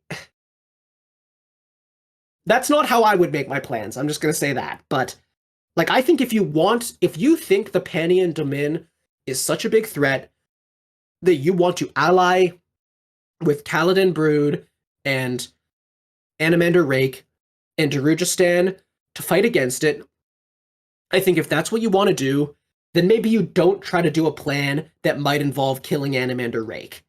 I just feel like that. well, if you kill Animander Rake, then you just take Darujistan and then Wouldn't you rather have Animander? I defend guess it it yourself, works, but I right? think Like it's pretty wild. It's like, damn, you they resurrected a guy who was like, as far as we know so far, might be the single biggest big evil in the history of this setting. And they're just like, yeah, anyway, actually, like, Dujek's gonna defect and we're gonna do this whole plan. I guess. mean, I'm not calling plans plot on plans hole. on I plans, get how right? you And guys are explaining it. I'm still just like, dang, that's wild. And I am not going to be a guy who's like, oh, I want to, as soon as I finish a Malazan book, I always want to go back and reread Gardens of the Moon. I'm not doing that. I'm not going to do that after Memories of Ice. But this moment Okay. tempted You're me. not Eve. This moment, especially, like, once you get to Lysine explaining it at the end, you're just like, you know what? I understand how this happened. But when you get Duiker just suspecting it, and I'm like, dang, like when I'm unsure about it, it tempted me. It tempted me. No, it's I good like writing.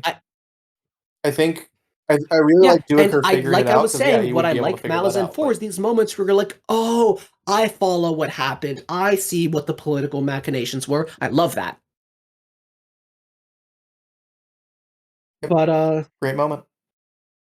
I also think the Trigel Trade Guild works from a story perspective because it doesn't save them. yeah, Like people talk about Deus Ex Machina all the time. Like it's you could have just Yeah. written it where they found an oasis it's and they kept going. the Like, author. it's there's the The end world author what's happening, but then there's like the meta level, and Trigel Trade Guild on the the meta author level chose didn't to put them solve in the this central desperate of problem. a situation where they need this. Like that, it's all under his control.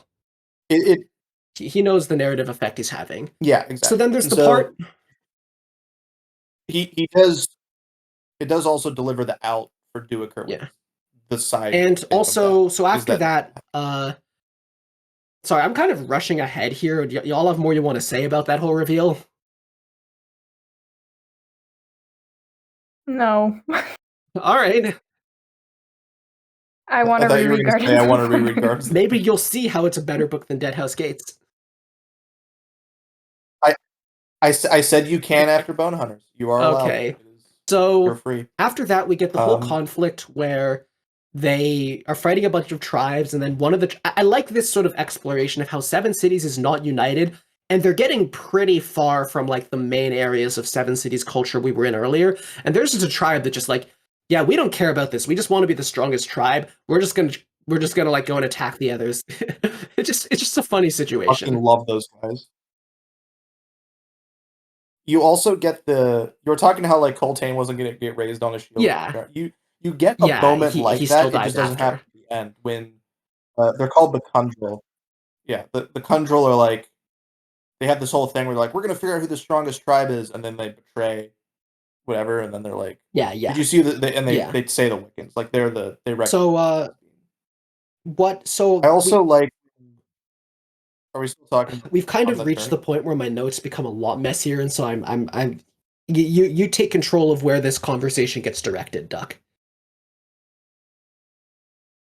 Did the butterfly That was happening. That river was the crossing? That was situation this with book, the right? we mentioned that earlier of like they get Where betrayed, they're and I feel like I almost don't know what to yeah, say about I that like situation. I'm just like, yeah, it was brutal. It was thematically relevant. It was all of that. I don't know what.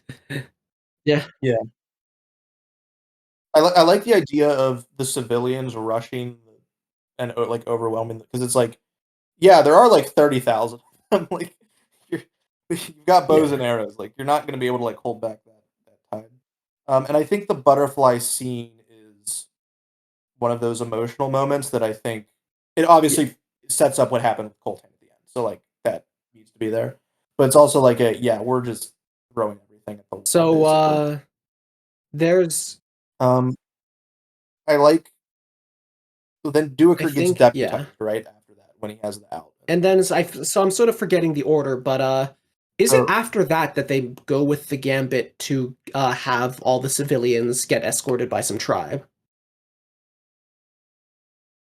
yeah, so And that's when the run begins.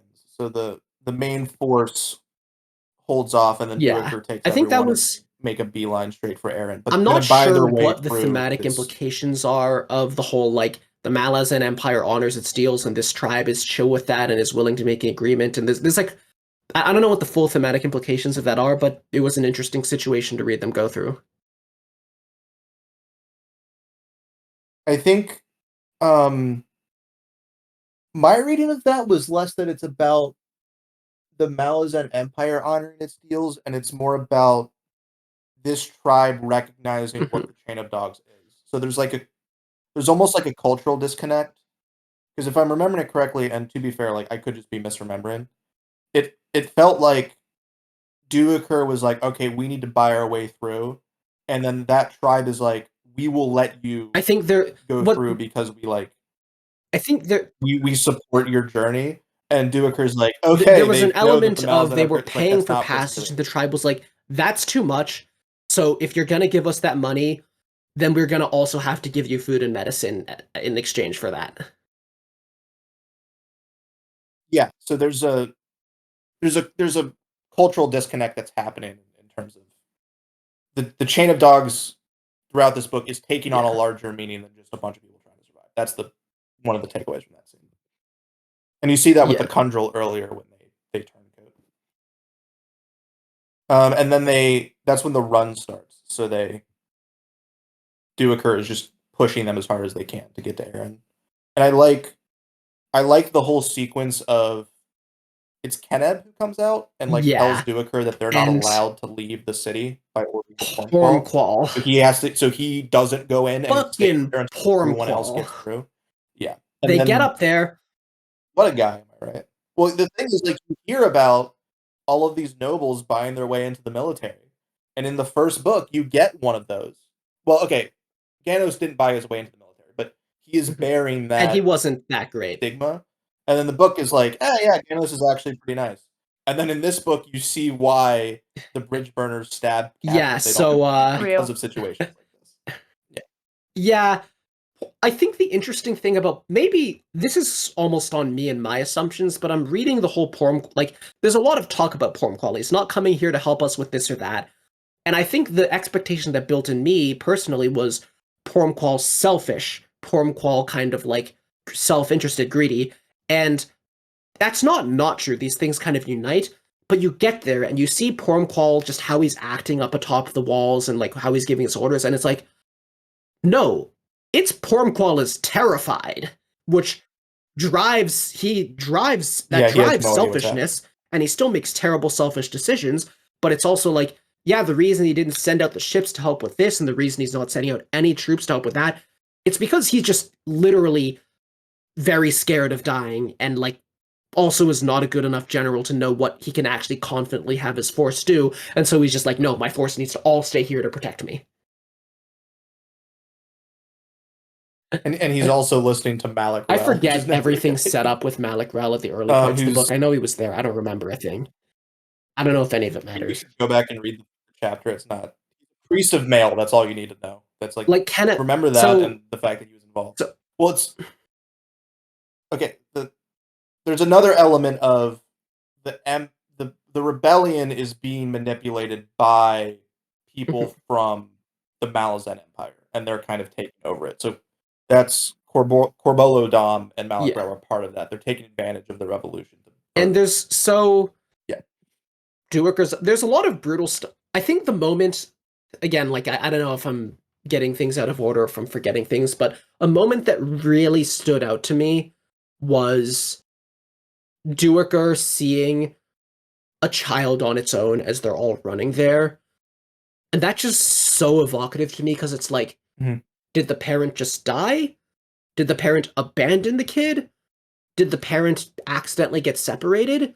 And there's a point later where I think Caleb like says like something about like, we reunited the kid with their grandfather, and it's like, was the grandfather always the one taking care of them, or was there a parent who died or abandoned? I don't know, but it's and you can't even know, and that hit me.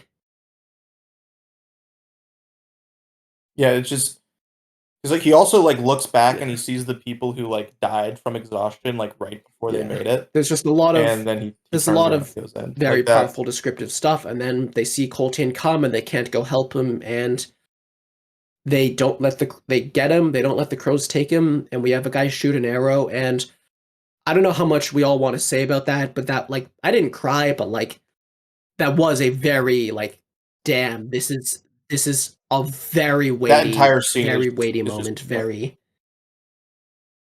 epic fantasy. I love you have it. It's interesting because Squint is the guy who shoots the arrow, and he has no idea. Oh my god! Like, I just got why his name is he's Squint. Like in his room somewhere. His name is he's an archer, and he like goes up and he looks outside. He's like, "Oh my god, shoot what's that happening?" guy. They're like, just do it. We need you to shoot an arrow and kill our general. He's like, just, and like Nil and Nether are like screaming their brains out. Like Duiker's sobbing. Like all of this stuff is happening. And he nails it. Sure, and he just like and he gets the hell out of there too. Like he knows. He's leaving the continent. Squint. Like, he's leaving the continent. Yeah, as he should. Can he leave the continent? Yeah, he's like, I don't know. He'll find a way. I will say, Squint gets stuff done. Squint content later in the series. Squint's a guy. I mean, it's also like he doesn't understand the Wiccan regeneration thing. So, I mean, the idea of like freeing somebody from their pain is a Malazan idea, and so in that sense, like it is a mercy because he's being crucified, but there's also the Wiccan magic mechanic as well, where he is Coltane is freed from the Malazan Empire as a whole. He's returned back to feel like his people. But Squid doesn't I'll be understand. honest, I feel like the impact of Coltane's death was undercut by him becoming a magic baby. I disagree. That is all I will say about the topic. You're so wrong. I've waited you know, I can't say this on the podcast. We'll talk about it later. Lynn, I disagree with you because I'm baby pilled and I think babies are fun and interesting. But I do understand what you mean because death in Malazan bugs me overall because it feels very fake. Like half the time when people die, I don't even care. Actually, pretty much all the time I don't care because I'm like, yeah, they'll come back, I bet. Whatever. They'll be a baby. It'll be fine. I love One Piece. More than that, 10 years ago, I was obsessed with Homestuck. This is not a problem for me. Homestuck has like 10 billion narrative mechanics to help characters come back from death. I think I don't want to say Raffo, but like if people come back, they are not. Yeah, it's not just like a little reset. Like, no, I'm actually fine. It is done in interesting ways. No. It's like, not that thing at the end of Wind and Truth that I won't say in case your listeners haven't read that. No, it is not. It is definitively not that. It is dying. You kind of see this with Ganos, but Ganos, I think, is still on the better end of things in terms of like what dying is still a traumatic event, even if you. And I don't know. For me, basically, I don't think I read like, Coltane's thing thinking like, oh God, like, I don't think there was a moment where I was like impacted by Coltane's death, and then that got undercut after that. I knew narratively that this was a thing that could happen. This was very well set up that the Wiccans have this as a thing, and then the whole stakes of his death scene are about, can we save him with this? And so I don't think there's really like a thing to undercut there for me, because that's what the scene is for me. I don't think, I guess for me, the sense of his utter failure, like not as a leader, but just like they lost. And for me, that was not undercut at all by what happened, because he still failed to save all of his, like the army is gone, the army is dead. Dujek said the Empire still needs leaders like that in that army, and they don't got it.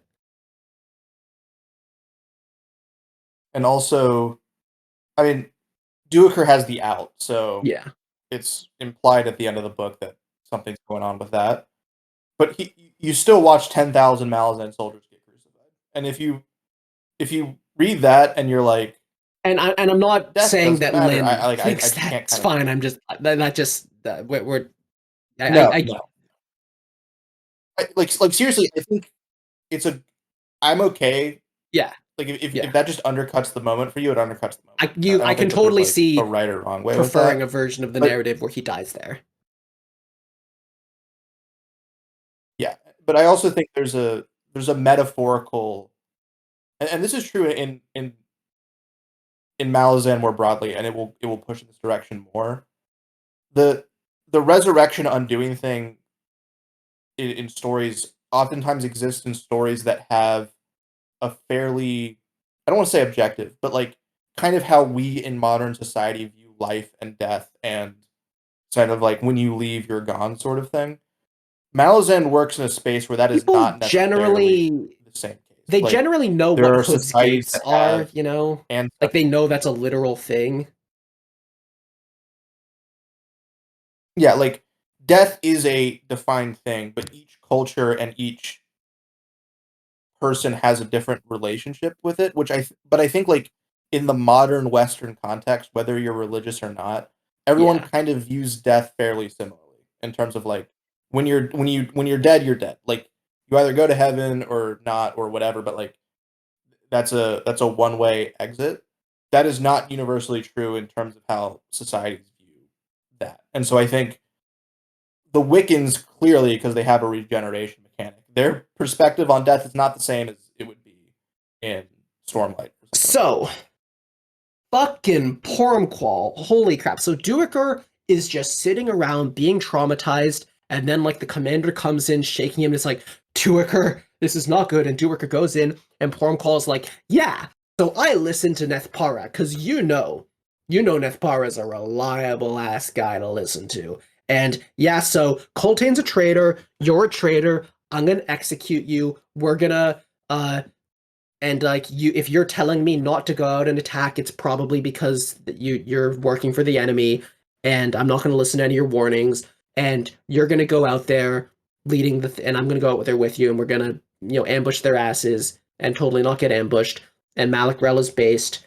And look, do we get Duiker kicking the shit out of Nethpara? Yeah, take that. But then we read Pormqual going out there, and then it's just like, oh, we got God. And Pormqual is killed without fanfare. They care more about Duiker than that. And how do I... Just the feeling of like, this was very avoidable. This was very avoidable. And there's also the levels of, you can argue they deserve this, but it's still like, not everyone did, and this was very avoidable. But you could say Pormqual kind of deserved it. And you can also... Like, it's totally valid to read this book and, like, while recognizing the moral ambiguity, be generally rooting for the Seven Cities side. I think Seven Cities should win the rebellion, and, like, Malazan should not control the continent, to be clear, but, like, so there's, all of that just leads to a really complicated, frustrating set of feelings when Pormqual walks out there, where part of me is saying, like, I'm kind of glad this happened because you deserved it, and part of me is saying, like, Duiker didn't deserve this, the regular soldiers didn't deserve this, and part of me is thinking, like, oh my god, this is just... It's just cringe to read, and part of me is saying, like, Malazans are, the worst side, so I'm glad they're getting screwed, and I don't... Fucking Pormqual!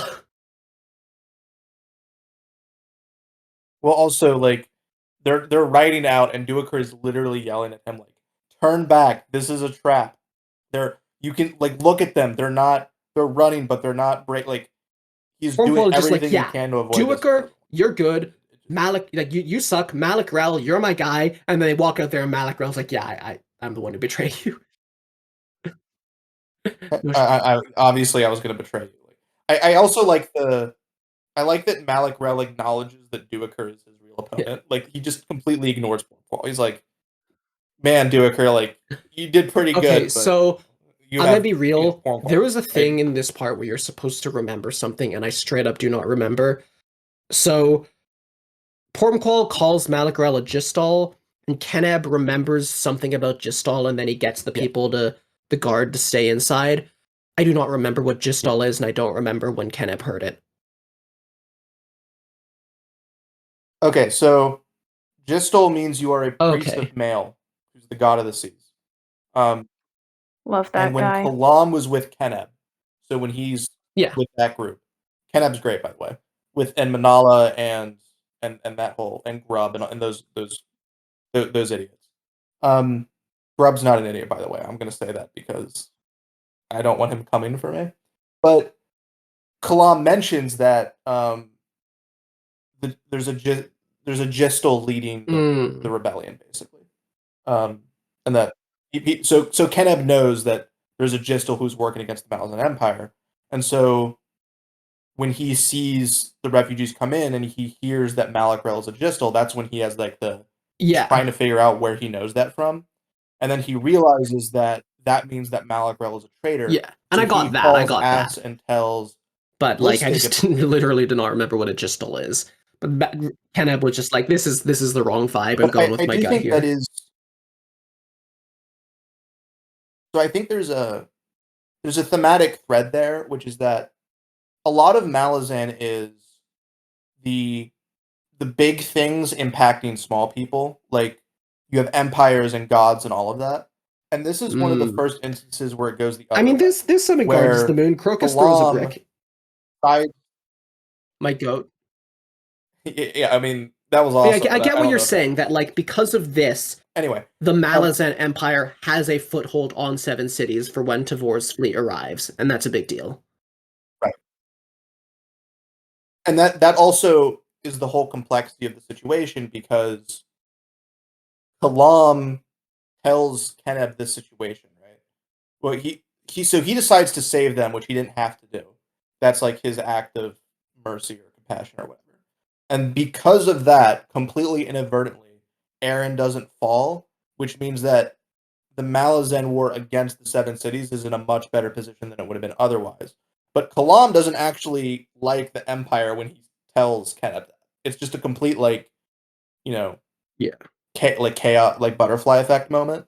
that leads to Blistig, and if you want to go to the leadership thing, Blistig makes the call to ignore the And orders of Pormqual, which and he would have there's been an interesting executed for lens if he of was like wrong. there's a part Like, earlier in the book, I don't know if we ever discussed, but like there's a part where Duiker's thinking about like Malazan Marines are Marines meant to think, and this is a meritocracy, and all of this is like why the Empire was so effective. And there's a part where Corbelow Dom or someone is talking about why the Malazan, like they're saying like, oh, the Malazan army has lost its sauce, it's failing, like they no longer let you think, and they no longer are a meritocracy, and there's all of that. And it's interesting how like I mean, outside of moral judgments, I think most people can agree that like letting your soldiers think is generally a good idea. I don't know. I'm not a military tactician. For well, all I know, there's books and books and books worth of military theory that tells you that actually you do want people to just follow orders. I don't know. well, I mean, there is a school of thought, not just in the military, but in other places, where like encouraging some amount of dissent is a good thing. That like it makes for a stronger overall whole, but it makes it harder for one person. In part, this is why it's arguably good. It makes it Yeah. harder for one person to run everything. So now that Lucine, if you go to the very top, she is a one-woman band. Like, she is trying to hold on to everything herself. She can't have the whole thinking independently, soldiers making judgment calls setup, because she needs everything to work out in her favor. Because otherwise, some soldiers might start looking at her kind of weird. And what the old guard would do, and you kind of see this in Dujak's campaign, is that because everyone who was leading an army was just a badass, like it was Whiskey Jack, Dujak, Dasimulter, all these people, they could handle having soldiers who question orders and all of this stuff because they were just that charismatic and that competent that they could just point them at problems and they would just solve them. Whereas, like, when your leader is Pormqual, Yeah. it's a little bit different, you know. Which is says a lot about like obviously that says That goes into like a the better cocaine leader too. leads to, better functioning, like better all of that. But at the same time, it's like there's also the lens of like is monarchy good? Is that a flaw or a benefit of the system? I'd say it's a flaw that you need to rely on the leader being good. Yeah, and you get your first characterization of Tavor Yeah. when she doesn't execute Ballistic. I think Right. the shows up and adjuncts is like, are okay, generally like competent people. Like Lauren is like, say what you will about her, and she kind of did falter in the end, but like Lauren was able to walk up there and just say like, no, no, we're not trying to take out Dujek. Dujak's fine. Like, generally, it seems like Lucine picks reasonable people for her adjuncts. Yeah. Well, that's her trying to Yeah. build up her inner After she family. killed the last one. So, well, yeah, it happens. I mean, but Lauren kind of yeah, got stabbed in a back alley. I guess some of the final thing is Duiker's crucifixion. Gotta say, that sucked. Yeah. Yeah, Not the that's not a best day fun ever. sequence to read. He's the last one too. Like They wanted to make the specifically picked him historians out as see it the all. last And one. so while I read that scene, I did not remember the little vial that will save him. And then I remembered it before we saw it happen. So like in between there, I was like, oh yeah, that's coming. But while I was reading the scene, I was just like, there is a really powerful statement here about how like the historian got all of this, saw all of this, had all these thoughts, and it is being lost. It is pointless. History is not being learned from. Well, you also have the moment where,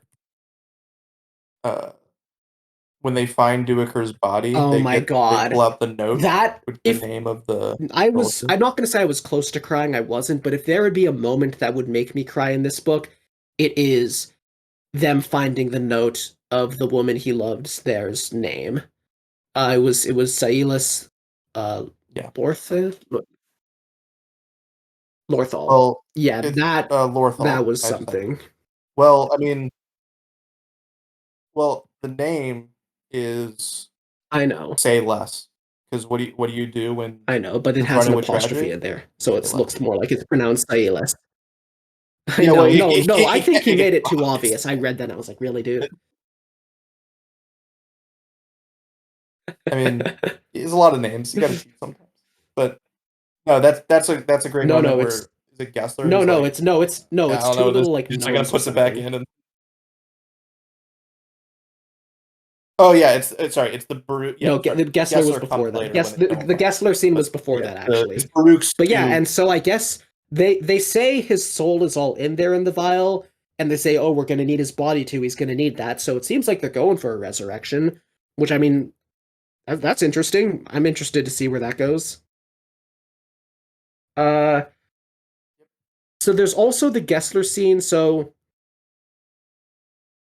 I think they're looking for Culp. I think that's what they're doing, and they don't find him because Culp died somewhere else. No, I I think thought they were looking for Culp. they're looking for Duiker, right? I'm gonna just I'm say checking this. I'm my like 90. interpretation is they're looking for Culp because earlier when they meet up with Duiker, what they say is neither of them know what happened to Culp.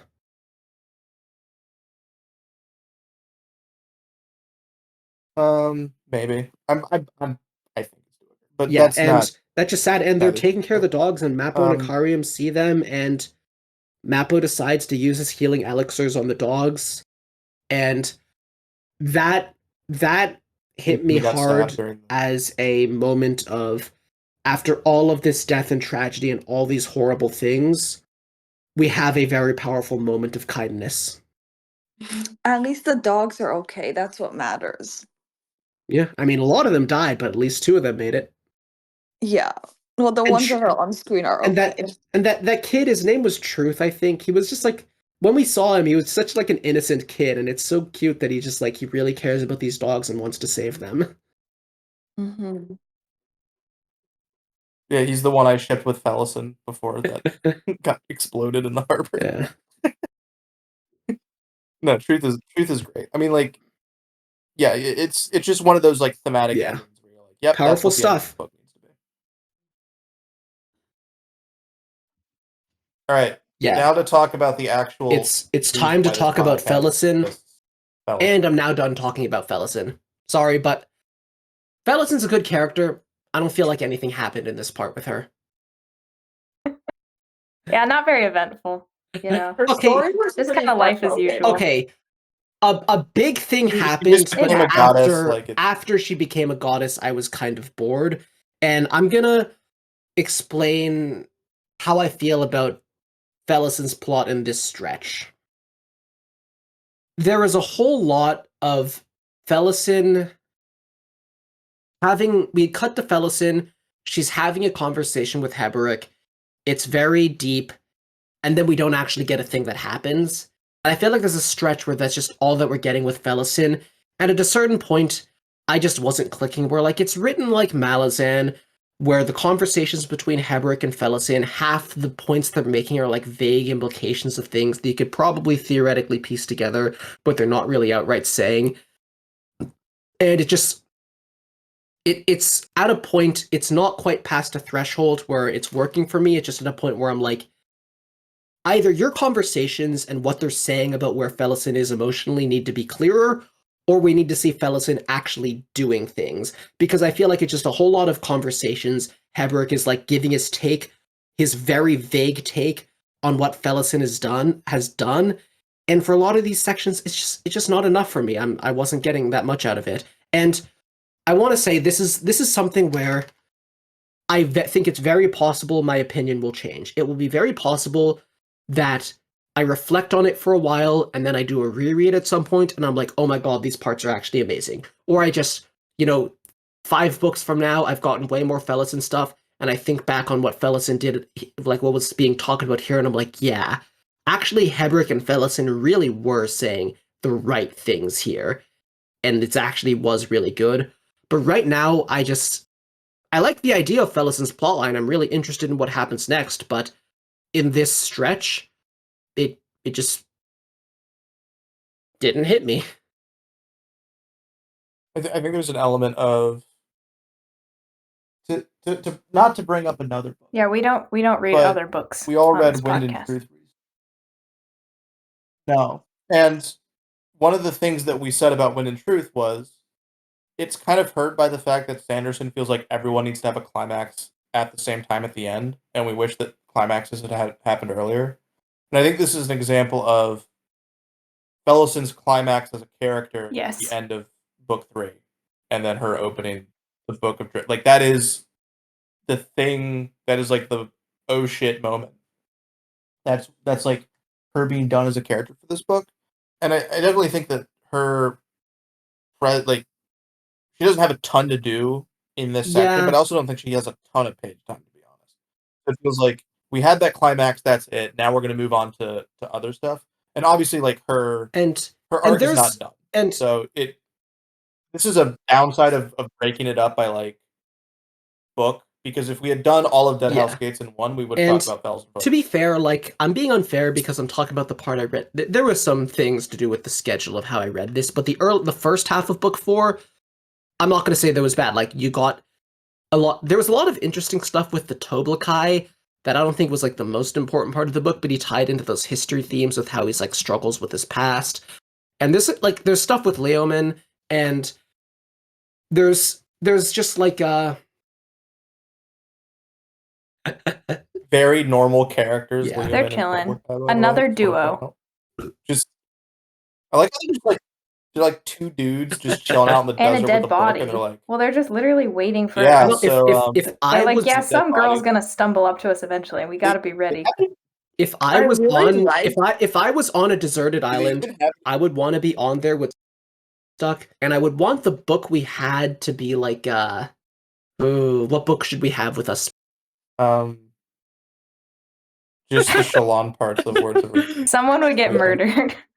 I think I hope No, I hope it was a situation where they're both standing there and they're like, I want to Wheel leave, but I time. don't want to be the first one to leave, so we're just gonna play. No, it has to. Okay, It's my fan fiction. okay, no, but it has to be one book. So Duck and I are just like on a deserted island, and we have a book from the middle of the Wheel of Time slog. And Duck did not finish Perfect. Wheel of Time, and Yeah, I it's have not Winter's read Heart. Wheel of Time. So Fuck we that like book. we just have to see what we can make of it. Yeah. It would not be much. I mean, I do. Yeah. Like, do they even have any No, food? they or is it hunt. just, There's a part during they this kill? plotline where the Toblakai just goes and hunts like a soul taken that happens to be like a beast from his homeland. Oh yeah. As you do. I Just go do casually really- kill a soul taken for dinner, you know? I do really appreciate the lack of initiative they took. They weren't like, shit, let's go out and find a second Shaikh. They were just like, well, a I mean- second Shaikh should come. She fulfilled the prophecy. She read the book, so This is so wicked pilled. I like how yeah, they're like, listen, we're not DoorDash, okay? Like, we're not walking around selecting people. You know, we didn't get a tip. you gotta earn it. It's right here, okay? Real. I do think that the Leoman, every thought just left my brain. Please hold.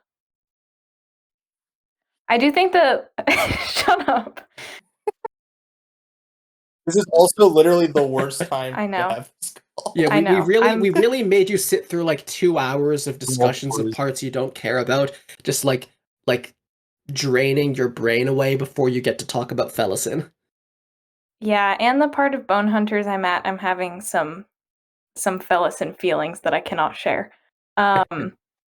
But regardless, I think that the Leoman and I'm gonna get this, you guys. It's gonna happen. At this You point, we got it. can't help you. We You can't help got you. Eve, Leoman Eve, and, Eve, I'm Eve, locking in. I'm locking in. Eve. I'm locking in. Okay. I think one of the most stop it. Duck is conducting psychological warfare on me. I just keep sending her memes that will not make sense to anyone else. They're fucking hilarious. I've I lost have no it. Okay, idea what's okay. happening. I don't know what. Okay, I don't know what's happening. I'm just laughing because Eva's having an aneurysm. We love Okay. it when that happens to friends.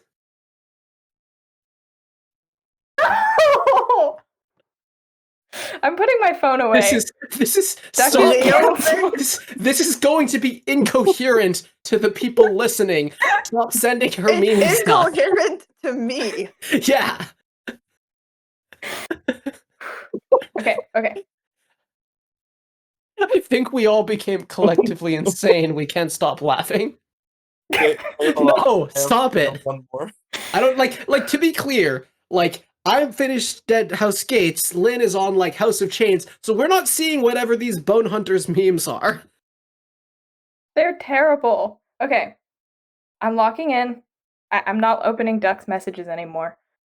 I think the Leoman and Hiboric content at the end is interesting, and I think seeing everybody orbiting around Felisin, now Shaik, I don't know if we want to call her Shaik, I'm just going to keep calling her Felisin and then call the baby Felisin younger. I think Like seeing Talk. the what? Like Talk the Younger. Yeah, exactly. Seeing the dynamics change between Yeah. everyone with Lorik and Bidithal and whatever the fuck the third guy's name is. Totally blanking. I don't know. Everybody kind of vying I'll for pull it power up, but it with doesn't matter. Shaik is really interesting, and I think Febril, of Febril. course. I remember I think my Febril. main February? the thing that caused me some issues with this plotline, which maybe Werb you felt as well, I don't know, was that I didn't really have a sense of what power Felisin had or like what she was trying to do. Oh, yeah, because so- this is a lot of just setup for like the battle she's going to go into in the next book. I'm gonna be honest, like the scene where she starts becoming Shaik is so confusing, and part of it is just it's unclear what that means or why that's happening. She just suddenly starts saying stuff. But also that's where it really starts that like she just says some stuff to Hiboric about like, oh, like you thought your god abandoned you, but actually you were being prepared to just like face this. She just says a bunch of thematic stuff. And I just don't know enough about Hiboric to put any of that into context. Like I just can't get anything out of that right now. And it's like there's some level of like this is kind of impactful for this to happen to her, but and there's events along the way that are like it's compelling to read her joining things and helping that little girl and her kind of taking command of the situation, and like I can't tell if she's thinking things about those three leaders or if she's communicating with them telepathically. Like I literally am not sure. I think she's She got communicating. information like from mind shenanigans. Yeah, from Shaik. I can't tell. It's hard to say. But like there's just like stuff there. But we reach a point where like I fully believe that if you deeply analyze all of like her conversations with Hiboric and all of like her interactions with those people and all like the warnings Hiboric gives her about Leomen and like you know the like the vying for leadership and the kind of person Leomen is, I fully believe if you dig into all of that, there is, I'm certain, some really interesting thematic statements in there about leadership and what drives a person in Felisin's position to take control and the risks of putting yourself in a position where others can take advantage of you and all those concerns Hiboric has about like, you know, the unhealthy coping mechanisms Felisin is going with that have been, you know, a device for this entire book. I'm sure if you read into all these conversations, there's stuff there. I just like I can't do that. I have a preference in most stories, not all, but in most stories, I prefer to see more of characters making choices and taking actions. I like stories that are built around characters doing things, which Malazan is often really good at, and then, you know, the thematic things you can draw out of what they do. And I'm just not getting that. I need to see Felisin act as a leader and do these things and have interactions and conflicts with Leomin and like you know, conflicts with those three leaders, and I need to see her like make harmful decisions to herself and see the consequences of those decisions and see those compared to what Hiboric has to say about the decision she's making. I need like actions and events to be there, you know, adding dimension to all of these things that are just being conveyed through dialogue. And I'm sure once I start to get those, I'll be able to look back on all the things being set up here and I'll be able to say, oh, this stuff was actually fascinating, but I can't do that yet. And maybe it's even not something I should hold against the book. Maybe I'll read House of Chains and I'll say, you know what, that is exactly what Deadhouse Gates needed to be, but it's just not a kind of thing I can be impacted by, not like this. I mean, I agree with you to an extent. I think you're right. But at the same time, I did just really enjoy how there was a big shift in how Felicien presented herself and the way she spoke and the way she carried herself and just her level of maturity once she became Shaik. I think after 3 parts of Felicien just eating shit, it just felt really good and really cathartic to now see her in a situation where she's empowered, where she's able to have some of Shaik's wisdom and to have that kind of power over the army and to see her be in a position where she's respected. I So agree. I- I got something out of that, and I would have liked to see her doing more with that. But there also were like I'm being unfair when I said like she does nothing. There's something she does, but I think for me it's almost that like I can't just take that for what it is because Heberick has so many conversations where he's implying like 5 times as much depth to read into than that into what Felicien is doing. And I believe Erickson that is there and that will come into focus. It's not written in a way where I can get that out of it yet. And I'm like, well, if Heberick is implying there's all this going on, then I can't just be satisfied with like just, appreciating Felicien finally, having agency over her life. Yeah, I just- also think I think part of it is that it's ambiguous. I have not read the parts of Deadhouse Gates where Felicien does a lot of things yet. Or you mean House of Um, Chains? Sorry, House of Chains, yeah. Um, I think it's intended to be ambiguous, at least it is for me, how much of Felicien is still Felicien and how much she's been taken over by Shaik or by the spirit of the previous woman who was Shaik. So I think to an extent it's meant to be tragic and difficult for Heboric because he's dealing with a situation where the girl he's been trying to protect has partially died. But at the same time, she has also been reborn and regained this, well, not regained, gained all this power. So I think it's meant to be a bittersweet situation. And that's kind of why Heboric is upset, at least the way I'm reading it.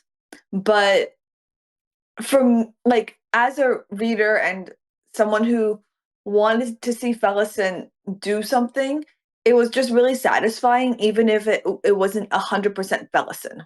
That's fair. Like I agree with all of that. All of those things are interesting. And it's just for me, it's like I agree with what you said about Heberick, that like I keep on switching between Heberick and Heboric, but I agree with what you're saying that like he sees the girl that he, wanted to help find a better path going down a path he doesn't think is good for her. And that's good, but it's just like when you read his conversations, it feels like they're implying 5 times as much nuance as that. And I'm just not in a position yet to figure out what those things are. And like, I guess that kind of comes down to what kind of reader I am. Where with the kind of reader I am, like, it's like I would have enjoyed this more if it was simpler. And long term, I may enjoy it more because it was more complicated. It's just that like those complexities are not complete to me yet. I kind of have 2 thoughts about this. The first is that I kind of have a different take than Lynn on the ending, where I didn't really see it as like a hashtag girl boss, let's go, she's in control now moment. To me, and maybe this was partially just my confusion with the book, but I felt very unsure of like, well, what are these different people trying to do? Where is this going? Like, is she really going to stay in power? To me, it felt very it felt like an unstable situation, I guess. Yeah, no, And I completely agree. that kept me invested in the plot line even when not much was actively happening because it felt like she could lose it. And then the second thing is that I was personally okay with it being less action driven because the entire rest of the ending is very action driven. Yeah. Like Well, we have I Kalam should also going and I doing sus- his whole sequence, we have the chain of dogs, actively trying to make their push for Aaron and then ultimately dying. And so I think having the Fellison section be a little bit more dialed back and having less that we had to there's not less to dig into, but there's less to process that is actively impacting the yeah, I narrative mean, I at that think time. the concept of like with just like the flow of the book, if Fellison also had like crazy stuff going on, just the reading experience might just have been overwhelming. Like you can't have that happening Mm-hmm. and have the Coltane thing happening. Like there's a reason that it's only really after Coltane fails that then you also get that like then we move on to all the Clam action, because like having those at the same time would just be a bit much. But yeah, I do think like I was gonna say something. What was it? Oh yeah, I think, Want us to start and sending I you memes? Really throw you off? no, I know what I was gonna say. They were really funny. Don't worry about it. I think I don't know. Like, I'm not saying this is what the book should have done, because obviously there's all the considerations of the structure in the context of the rest. But I feel like if we were to take Fellison's story as like one story, like ignoring that I'm sure she'll be in many more books. If we were to say that like Fellison's story has to be one story, I would expect Fellison becoming Shaik to be the halfway point of that story. And instead, it was near the end of this story. And in particular, I think in terms of like page time, it's like, yeah, like book 4 is like 40% of the book, and she became Shaik pretty early in it. But then she doesn't really have that much page time going forward, where she had a lot of page time in the first half of the book. And so like it feels like it's pretty near. So I think part of the reason I wasn't so impacted by the final stretch with Fellison is that I'm reading it and I really want to see what happens with Fellison as Shaik. I really want to see that, but I'm also reading what I'm getting and I'm thinking like, yeah, there isn't really room in this book to like have a whole developed plot line for Fellison here. So I guess we're probably just not getting that in this book. Like I'm reading it and I can see that there's Crocus and Icarium stuff to resolve, and there's the Chain of Dogs to resolve, and there's Kalam stuff, and I'm just like, there is literally not enough room left in this book to have like a super major Fellison plotline. And so like I kind of read it expecting it to be kind of like just not that much happening, kind of like a weird dangling end to this book for her plotline, and then that kind of was what it was, and that was kind of why like going through that whole stretch, I also just like I wasn't like getting excited, which like to be fair, that's also good because I wasn't getting my hopes up for then like a climax I wasn't gonna get. Mm-hmm. But I will say, like, there's cool stuff. I Mhm. like her just being like, yeah, we're just gonna use the whirlwind as a warren and go somewhere else. And I think Yeah. the decision that she does not want to fight Tavor there is a really interesting one. Well, also, I mean, tactically, it makes no sense, right? Like, Tavor's in a Yeah. reinforced position, Is but in yeah, it Tavor, also like those walls are lined with Otataro. They were literally like, yeah, there's like 300 guards still left in there. We're not taking that city by the time Tavor gets here. yeah. It I is also think it is also funny though, because Fellison, I mean, in Rariku they have like, the advantage of knowing the terrain, except Fellison doesn't know the terrain at all. She's been there for like a week, which I find very funny. But yeah, if she goes up and is like, yeah, it doesn't look like we can take that. All right, everyone go home. it's a super interesting position for Fellison to be in, and it is really convenient for the next Fellison book that it can start where it does, that it doesn't have to do any of what we just did as setup. That's really great. But it's like this book was the earlier parts were like a full arc for her, but then by the end it's like we're just getting Fellison in position for next time. Yeah. And there's also like baby Fellison, and I can't. There's like literally nothing for me to go off of yet, but I'm sure that'll be interesting. Yeah, I mean, at this point, Tavor is kind of a giant question mark, so it's hard to figure out like what they're, because we've gotten like a little bit of her, but not Yeah, I enough. mean we know she has a girlfriend. Yeah, she's got a hot Maybe. girlfriend. Pretty big W for her, honestly.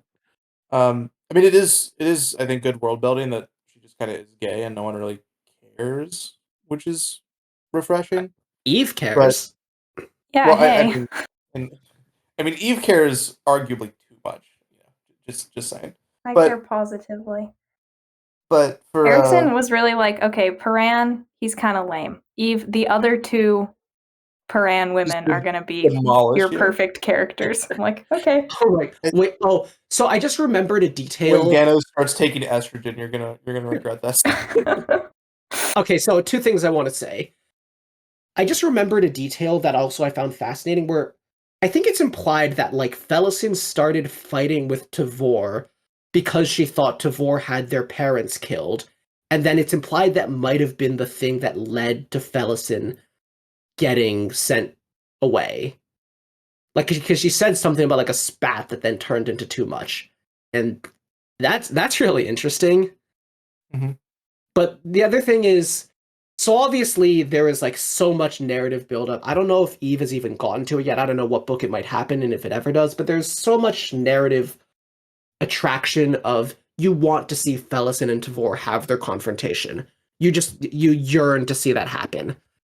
I want to see Ganos getting in on that, and I want to see like Felisin, all three in a room, and like Battle Felisin and Royale? Tavor. No, Felisin and Tavor are staring each other down. Family and Ganos just like points a sword at them and is like, "Yeah, me too. I also have beef with this or that for whatever reason." And they both just look at Ganos and they're like, "You're not really a part of this, dude."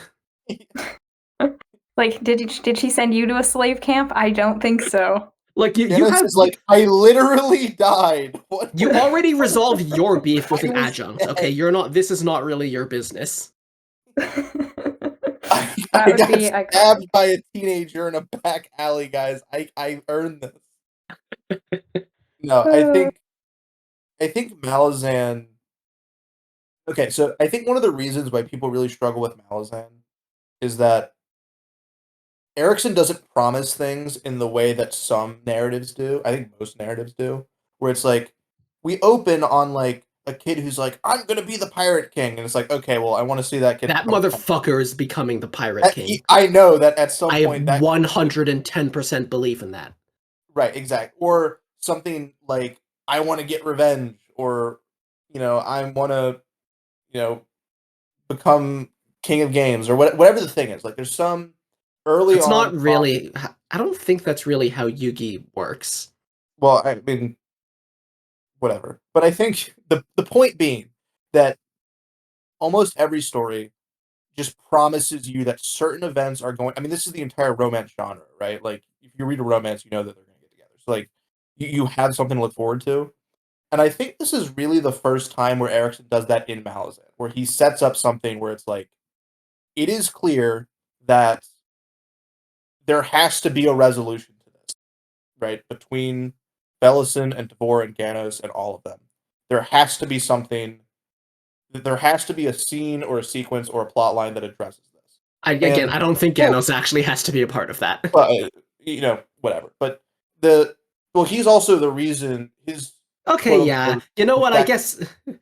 Well, I mean, you're right. The other irony, right? They have beef with Fellicin him more than he would have beef with them. Well, remember, the reason why Fellison had to get sent to the camps is because Tavor's Yeah, I know. loyalty was questioned. No, I trust me. You don't need to tell me to remember that. I find that fascinating. Right, exactly. And also, Lysine knew the entire time and still made Tavor do it. So that's a whole undercurrent. But the thing is, like, we now have something in Malazan to look forward to 2 books in. So Erickson doesn't really promise what that's going to look like. Like, it could be a lot of things, but it's there. It's there. Yeah, sometimes with Malazan, it's hard to tell like what you're building towards, especially on scales bigger than just one book. Like, for example, in this book, it's like, okay, there's something cooking with the Path of Hands and the shapeshifters and things like that. And then, like we said, that kind of doesn't have a resolution, but it at least is something we can follow that we know is important. But there's just so many plot threads that it's hard to tell which ones of those to follow, especially book to book. But this is one where it's like, okay, clearly something is going to happen here, and we now know that Tavor's army is heading towards Felicin's army. And we have that at least to look forward to. They're going to have a conflict for sure, and then, personal face-to-face, we can hope. Hopefully. But, Is that all we really have to say about Felison's plot here? If we want to talk more about it overall, I think it's just really well done. The entire book. I think. I'm not going to say the end. Felison's plot is I'm- what made the book for me. I'm not going to say her plot is well done the entire book because Her I didn't character find, arc. but her character, like Felison, you know, in this stretch of the reading, Felison was like the weakest part for me. Is Felison the best character in Deadhouse Gates? Easily. Yeah, it's like not even close. I think it's also just a really hard character to write well, and I think I give a lot of props to Erickson for being like, I'm gonna spend however many thousands of words on like an angry teenage girl lashing out at everyone around her, because I don't think that and there's more characters like this as you go on, but there are characters in the series where you're like, I I feel like a lot of other fantasy series just don't write this type of character, and I'm kind of confused why now that I've like seen it. And Felison, I think, is an example of that. Of like, it it is just nice to read something like Coltane's great. I've read every fantasy series I read has a badass military commander, and like Yeah. you can talk about And there's a lot of crocuses out there. There's a lot of what? Crocuses. Yeah, there's a lot of crocuses. I think Erickson handles crocus better than average, but yeah, you're right. There's not a lot of characters that I can be like, they remind me of Felison in that way, which is just exciting. Except for maybe like Arya exactly in Clash of Kings, but that's a whole different. Maybe I feel like a lot of the Song of Ice and Fire characters remind me of Felison to one extent or another. Like not just Arya. the girl from Akunohana kind of reminds me of Felison, but she's also very different because Felison is like this because of all the trauma, and that character is just like that kind of just because.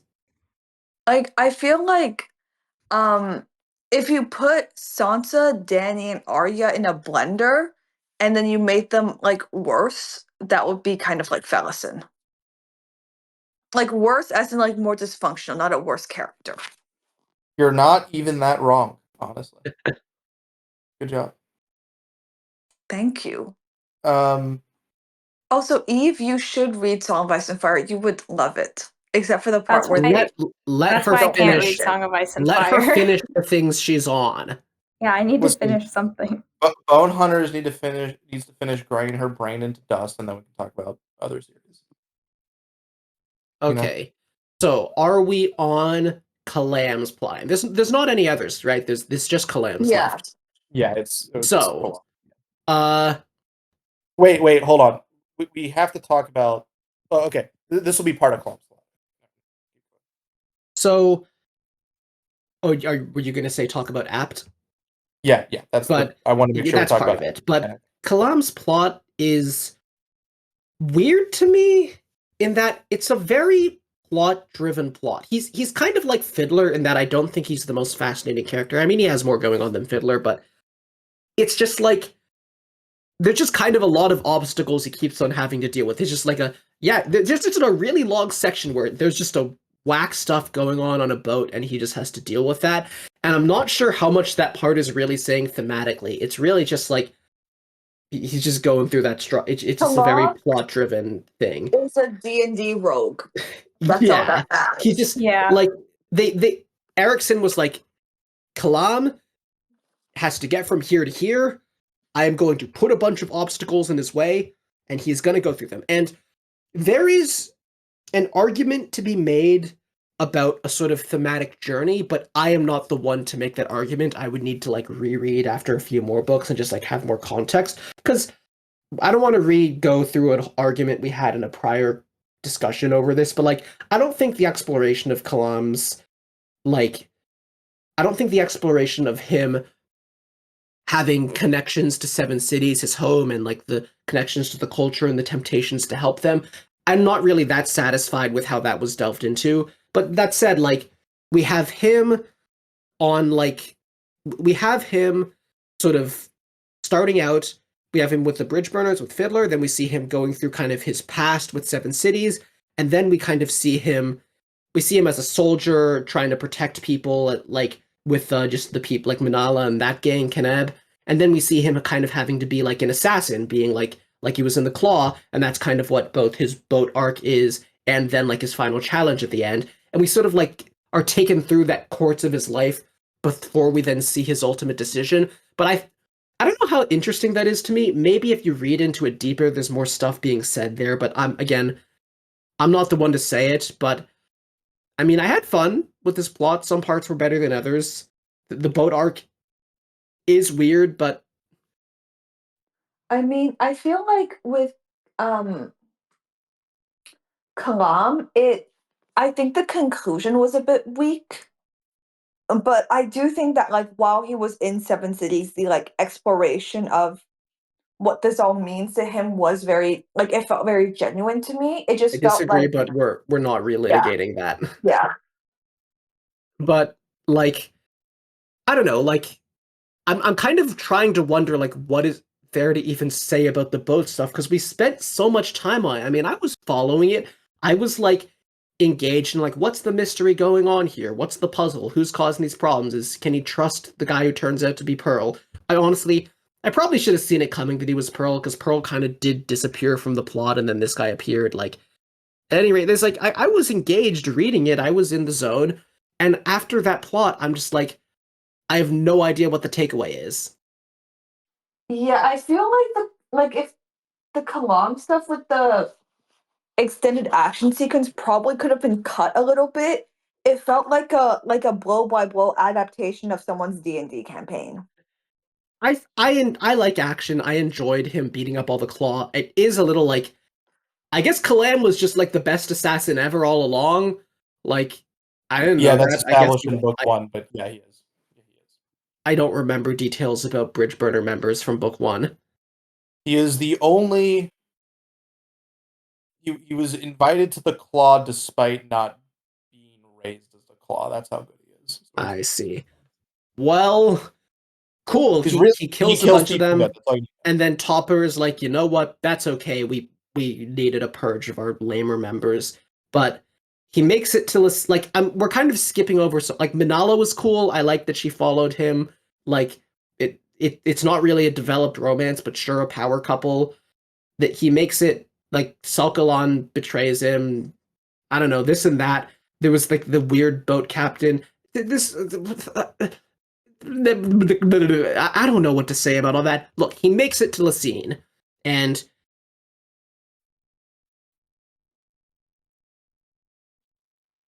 Did you cut Hello? out or did you stop no, talking? I'm not sure He's how to describe buffering. that scene. There's I think it was a really interesting scene with some really hard-hitting moments, and it was interesting to get Lacine's perspective on it all. But a part of me is a little like, did Kalam never consider some of these points before? I think he was angry more than I anything. guess. I mean, I guess she did explain that the Dujek thing was planned and that she doesn't want to kill the bridge burners. Like, I Well, guess that's new to him. and also she's not there, so Yeah. And so it's there's a kind of a moot really point. so there's a part of it where I'm really just confused by it because Kalam thinks something about like, oh, I didn't know you were this good of an actor, and I can't tell which part he's saying is the acting. I can't tell if it's like acting for her to pretend to be surprised that he's leaving or acting for her to pretend like there's just like the implication was unclear. There was I didn't know exactly what to make of it. Yeah, I think Kalam's plot here is just kind of like it's the opposite of what I said with Fellison, where it just I don't feel like it's Malazan enough. Is that a fair take? I can see that. I Yeah. mean, I I think feel like there needed to be one extra Yeah. thing going on to really bring it I together. mean, I think the willingness to just have like a and then this happens because it's not like a normal story structure either. But I No, think the willingness to do that is kind of Malazan, but it's not the better aspect of Malazan. The better aspect of Malazan would just have a lot more going on thematically with him. and I think the running action plots get better as time goes on, and I think this is one of those plot lines where I'm like, yeah, I feel like this would not it doesn't fully jive with the rest of the series. Pearl is kind of weird here. His Pearl is he weird all kind of the just shows time. up. Wait, what He's did you say? Pearl is weird all the time. he's just a weird guy. Yeah, but he becomes he gets like a slight. I don't want to say retcon, but he he He's gets just he's worked on. narratively weird, where it's like, what's the point of this guy being Yeah, here? I he's don't kind know. of like- I did not figure out his shtick for like 2 books. No, and then because But Lestara this Yale the is also whole like trailing his plot, and then she gets waylaid because all the Red Blades get Which we arrested. just because Cornwall's a dumbass. we did get that. We got the reveal that Pormqual, there was no reason. Pormqual was He's just literally just like, paranoid. I don't Yeah. trust them, which is Yeah. so stupid of him. Fucking moron. But I think yeah, it's- Pormqual's the worst. I will say quickly, like, there's something that's really interesting is that Lysine is the leader of the Empire. The book is called the Malazan Book of the Book of the Fallen. So ostensibly, it's about the Malazan Empire, but we see all of her decisions secondhand, and I think there's sort of a reckoning in this book where people can read when it comes to decisions. Sometimes people will pretend that something is random and it's not. Sometimes people will read into things, but it's actually an emotional decision, like with the Pormqual Red Blade stuff, or there isn't actually anything going on there. And I think that just kind of ties into Kalam's realization about Lysine, about how the idea of like she's the head of the empire, but that doesn't mean she fully is responsible for every element of it. And so yeah, and I think his decision to not pursue that farther is more about accepting that more so than him not blaming like her he's, for the bridge burners dying. You I know? see what you're saying. Like a kind of like, yeah, he disagrees with her decisions, but she is like, he can't blame everything. He can't. By realizing that she is not in control of everything, he also realizes that like getting rid of her is not going to solve his problems. Right, because like who would be next? You know, Yeah. like And it is just interesting to get that perspective and stuff on like to get all that perspective on why she's made the decisions, because there's a lot of questions brought up at the start of the series of how did Lysine get in power, what happened, and it's like we get some of her justifications of why she had to get rid of Dasim to avoid a civil war, and why Yeah. she just thought she was a better leader, and that was, and we got earlier in the book like that thought of like, yeah, Cotillian's view inside Absalar is kind of that like a begrudging respect that Lysine did what she thought was necessary. Also, so we learned something. I think it's implied that like Kellenved used to run like Smiley's Tavern. yeah, he was a Like, bar. He owned a bar. Yeah. There's a whole ass backstory I'm interested in there. But you know what makes that interesting to me? You find out in the prologue of Gardens of the Moon that she used to be Surly the barmaid. And when you read that, there's a very easy assumption to make of like, yeah, she was some woman that like, you know, because like she was like attractive, even though she was a commoner, she just like got in with the emperor, and it's very easy to fill in that narrative that's like a familiar narrative. But now it's like, no, like she probably just worked at the bar. She was probably part of his inner circle from the start. Yeah, yeah. They came up together basically. Yeah.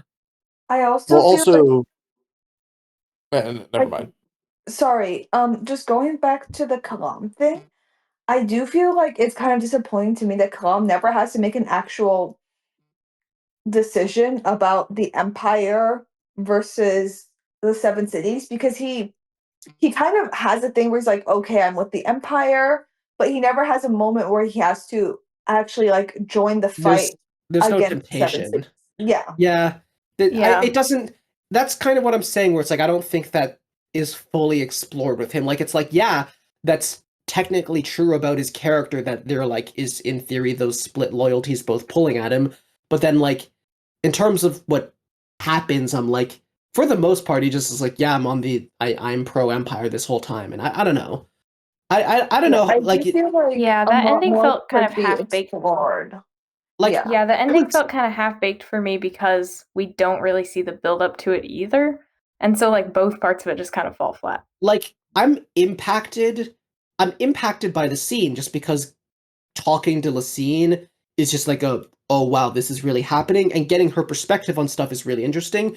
But I do think, thinking about it, I'm looking at it and I'm like, I see the concept it's going for. If you spend the whole book rooting for this guy to get his revenge, and then you find out maybe it's not what he really wants, like that's a familiar structure too.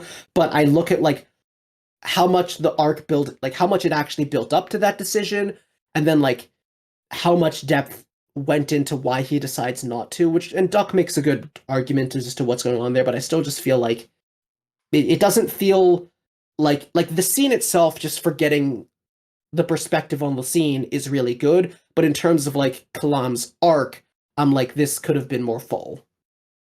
This could have delved a lot deeper into like why he wanted to do this and why he changed his mind.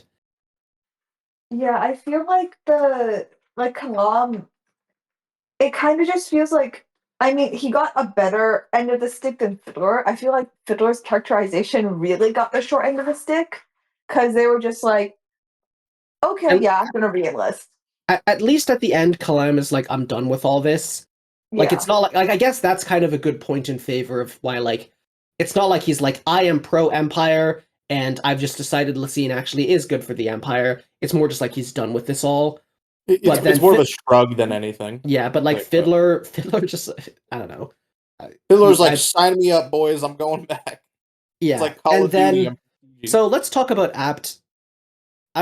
Apt is cool. She really is just like, I'm a fan of Kalam. I want to go help him. Yeah, I love Apt. She's so cute. And I need an Apt plushie. That stuff with the kid she has is real. When the kid is like, yeah, Cotillion can't see like the actual walls and stuff that are in this realm. Like, it doesn't like that. That's interesting. I have no idea what any of that means, but that's interesting. The kid is hilarious because he's like, "Hey, Apt, I'm just like you. We're buddies." It's so he just wanted to have one eye because his mom has one eye. Yeah. And then we delved into some memories of his father. I think that was interesting and sad. But I don't know. So we get to the end, and we have this whole.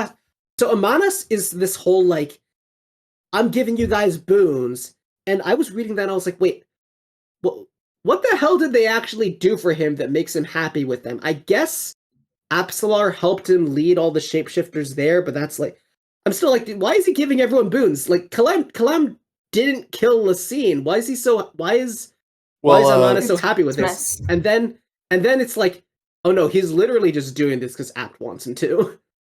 Yeah. Like, Kellenberg is a funny little guy. He's just a little guy. I can't tell if him being really goofy and quirky in that scene is just a persona. I like how Kellenved is like, and thank you for your service, and then Apt from offstage is like, give them boons. And Shatner's like, fine, okay, you get boons.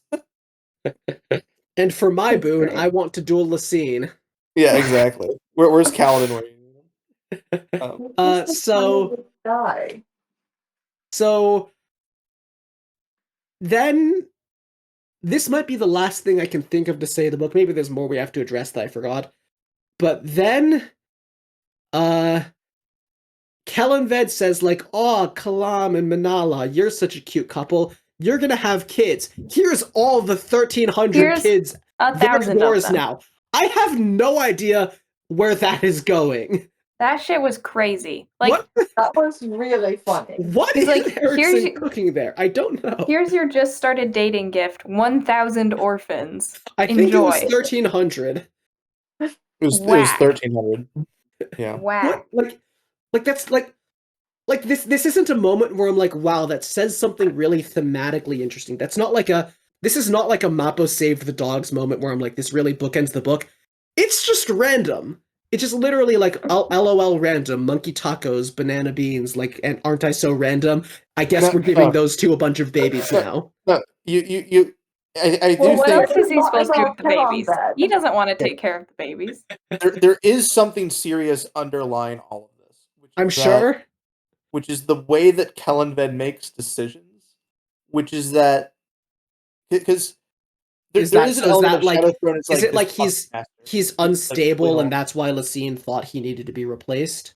Well, that argument is related to, but kind of separate from this, where it's like the archetype that Shadow Throne is playing in is like the Dark Lord who's like, all the puppet strings and like has all the plans or whatever. And this is an example of like us actually seeing what that decision making process is like. And that process is Apt being like, "Hey, Shadow Throne, save those kids." And he's like, yeah, I guess that's my fault. My bad, guys." Okay, so he like takes the kids. Then he's like, "Man, I got 1,300 kids. I'm not ready And to be a dad. Like, I don't want this." earlier And then he runs into earlier Mom in the and he's like, book, "Great, perfect. You two, you look like you're vaguely parent shaped. Take these kids off my hand and do something." a man and a woman, Kellen Vet is like, you know what? That's a nuclear family right there.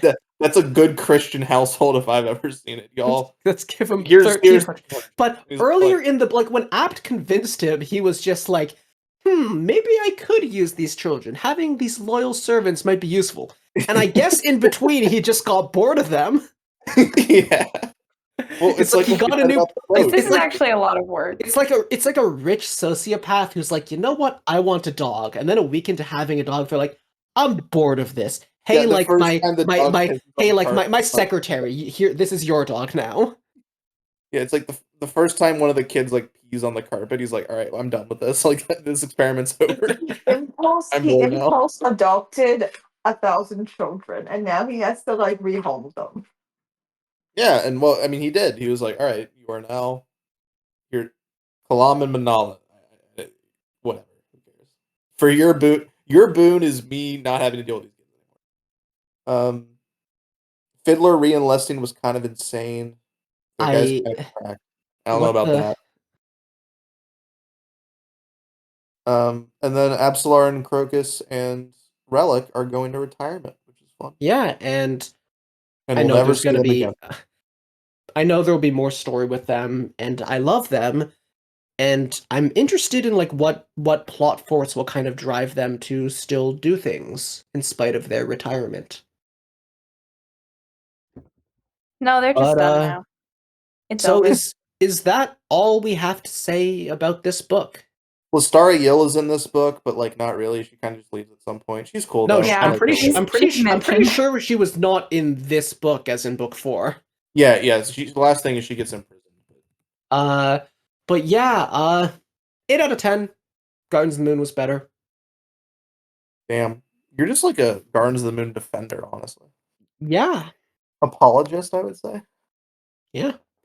Look, it's a good book, and Deadhouse Gates it didn't hit me quite the same. And Deadhouse Gates had a lot of hard-hitting moments in the last stretch for sure, but still like I read Gardens of the Moon, I got to the end, I was like, everything this book did before this is worth it. And I got to the end of Deadhouse Gates and I was like, some of these parts I still wish were done better or were paced differently. You Yeah, know? I think there is something to be said where it's like you could have the same outline of Gardens of the Moon, and if you just added things and like changed some descriptions and like kind of built it out more, I Like think the first half would be substantially improved and the book would be fine. you need I to think there are rework some parts in Deadhouse Gates that just would need to get, like in I my think in opinion. Gardens of the Moon, you just need to rework the introduction to make it not quite as hard to follow and make the pacing jumps a little less awkward, and make the Siege of Pale not suck. But Deadhouse Gates, I'm like, I think that there is room for improvement in the execution of some of these plot lines. God, I'm Also, so what was the deal with Fenner? The Fenner thing. Did that go anywhere? that's a long term hold. Okay, so I'm remembering something that I don't know if we spoke in enough detail, but there's one last thing. There's more to say about Heberick finding Duiker, because just thematically, Heberick, Duiker, they're both so much about history.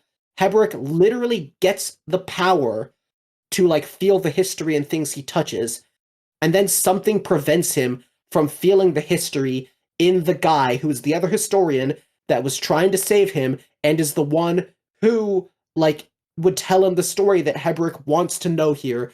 That is like insane thematic moment. Yeah, and well, it's also they both started as historians, but Duiker is no longer a historian. He's a part of history now. Yeah. He is no longer Duiker the historian. He is Duiker the guy who finished the chain of dogs and led all the refugees to Aaron. Like this, and so there's a metaphorical like line between them that is also the fact that also Habork's blind, so he can't see that it's Duiker. It's like a whole thing. And then there's a god just laughing at him because that god's a jerk. But Yeah. It is what it is. I mean, that's an irony right there. That's like 10 ironies at once. Yeah, I mean, Hiboric shouting at everyone to tell him what he's looking at is like, I think this is his moment in the book, personally. But yeah, good book. Like I said at the start, we're changing how we're doing this podcast because I like this series. I want to enjoy it, and like I was saying, like the point of this is for this to be something fun we do while I enjoy the series. If this gets in the way, like the structure of the podcast gets in the way of me enjoying the series, then that's putting the cart before the horse. And I want to enjoy the series. I'm sure it will be really like we will not be able to talk about all of Memories of Ice in close to this much detail because like we're doing like you're not going to hear from me again until I finish Memories of Ice. This is going to feel different. It's not going to be as detailed, but you're going to have to live with that because I want to read that book without like constant interruptions.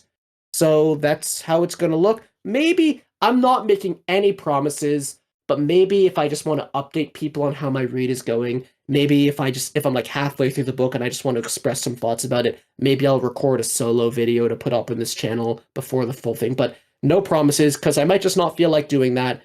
And here's hoping that the next episode is not 6 hours long and we just actually keep it to like a 3 hour. This thing is like 3 hours. Man, Thank you. I have to edit this. Oh my god. I mean, I'm gonna try and be less perfectionist about it, but still, why did I decide to do? Podcasting sucks. Bye, everyone. See ya. Podcast over.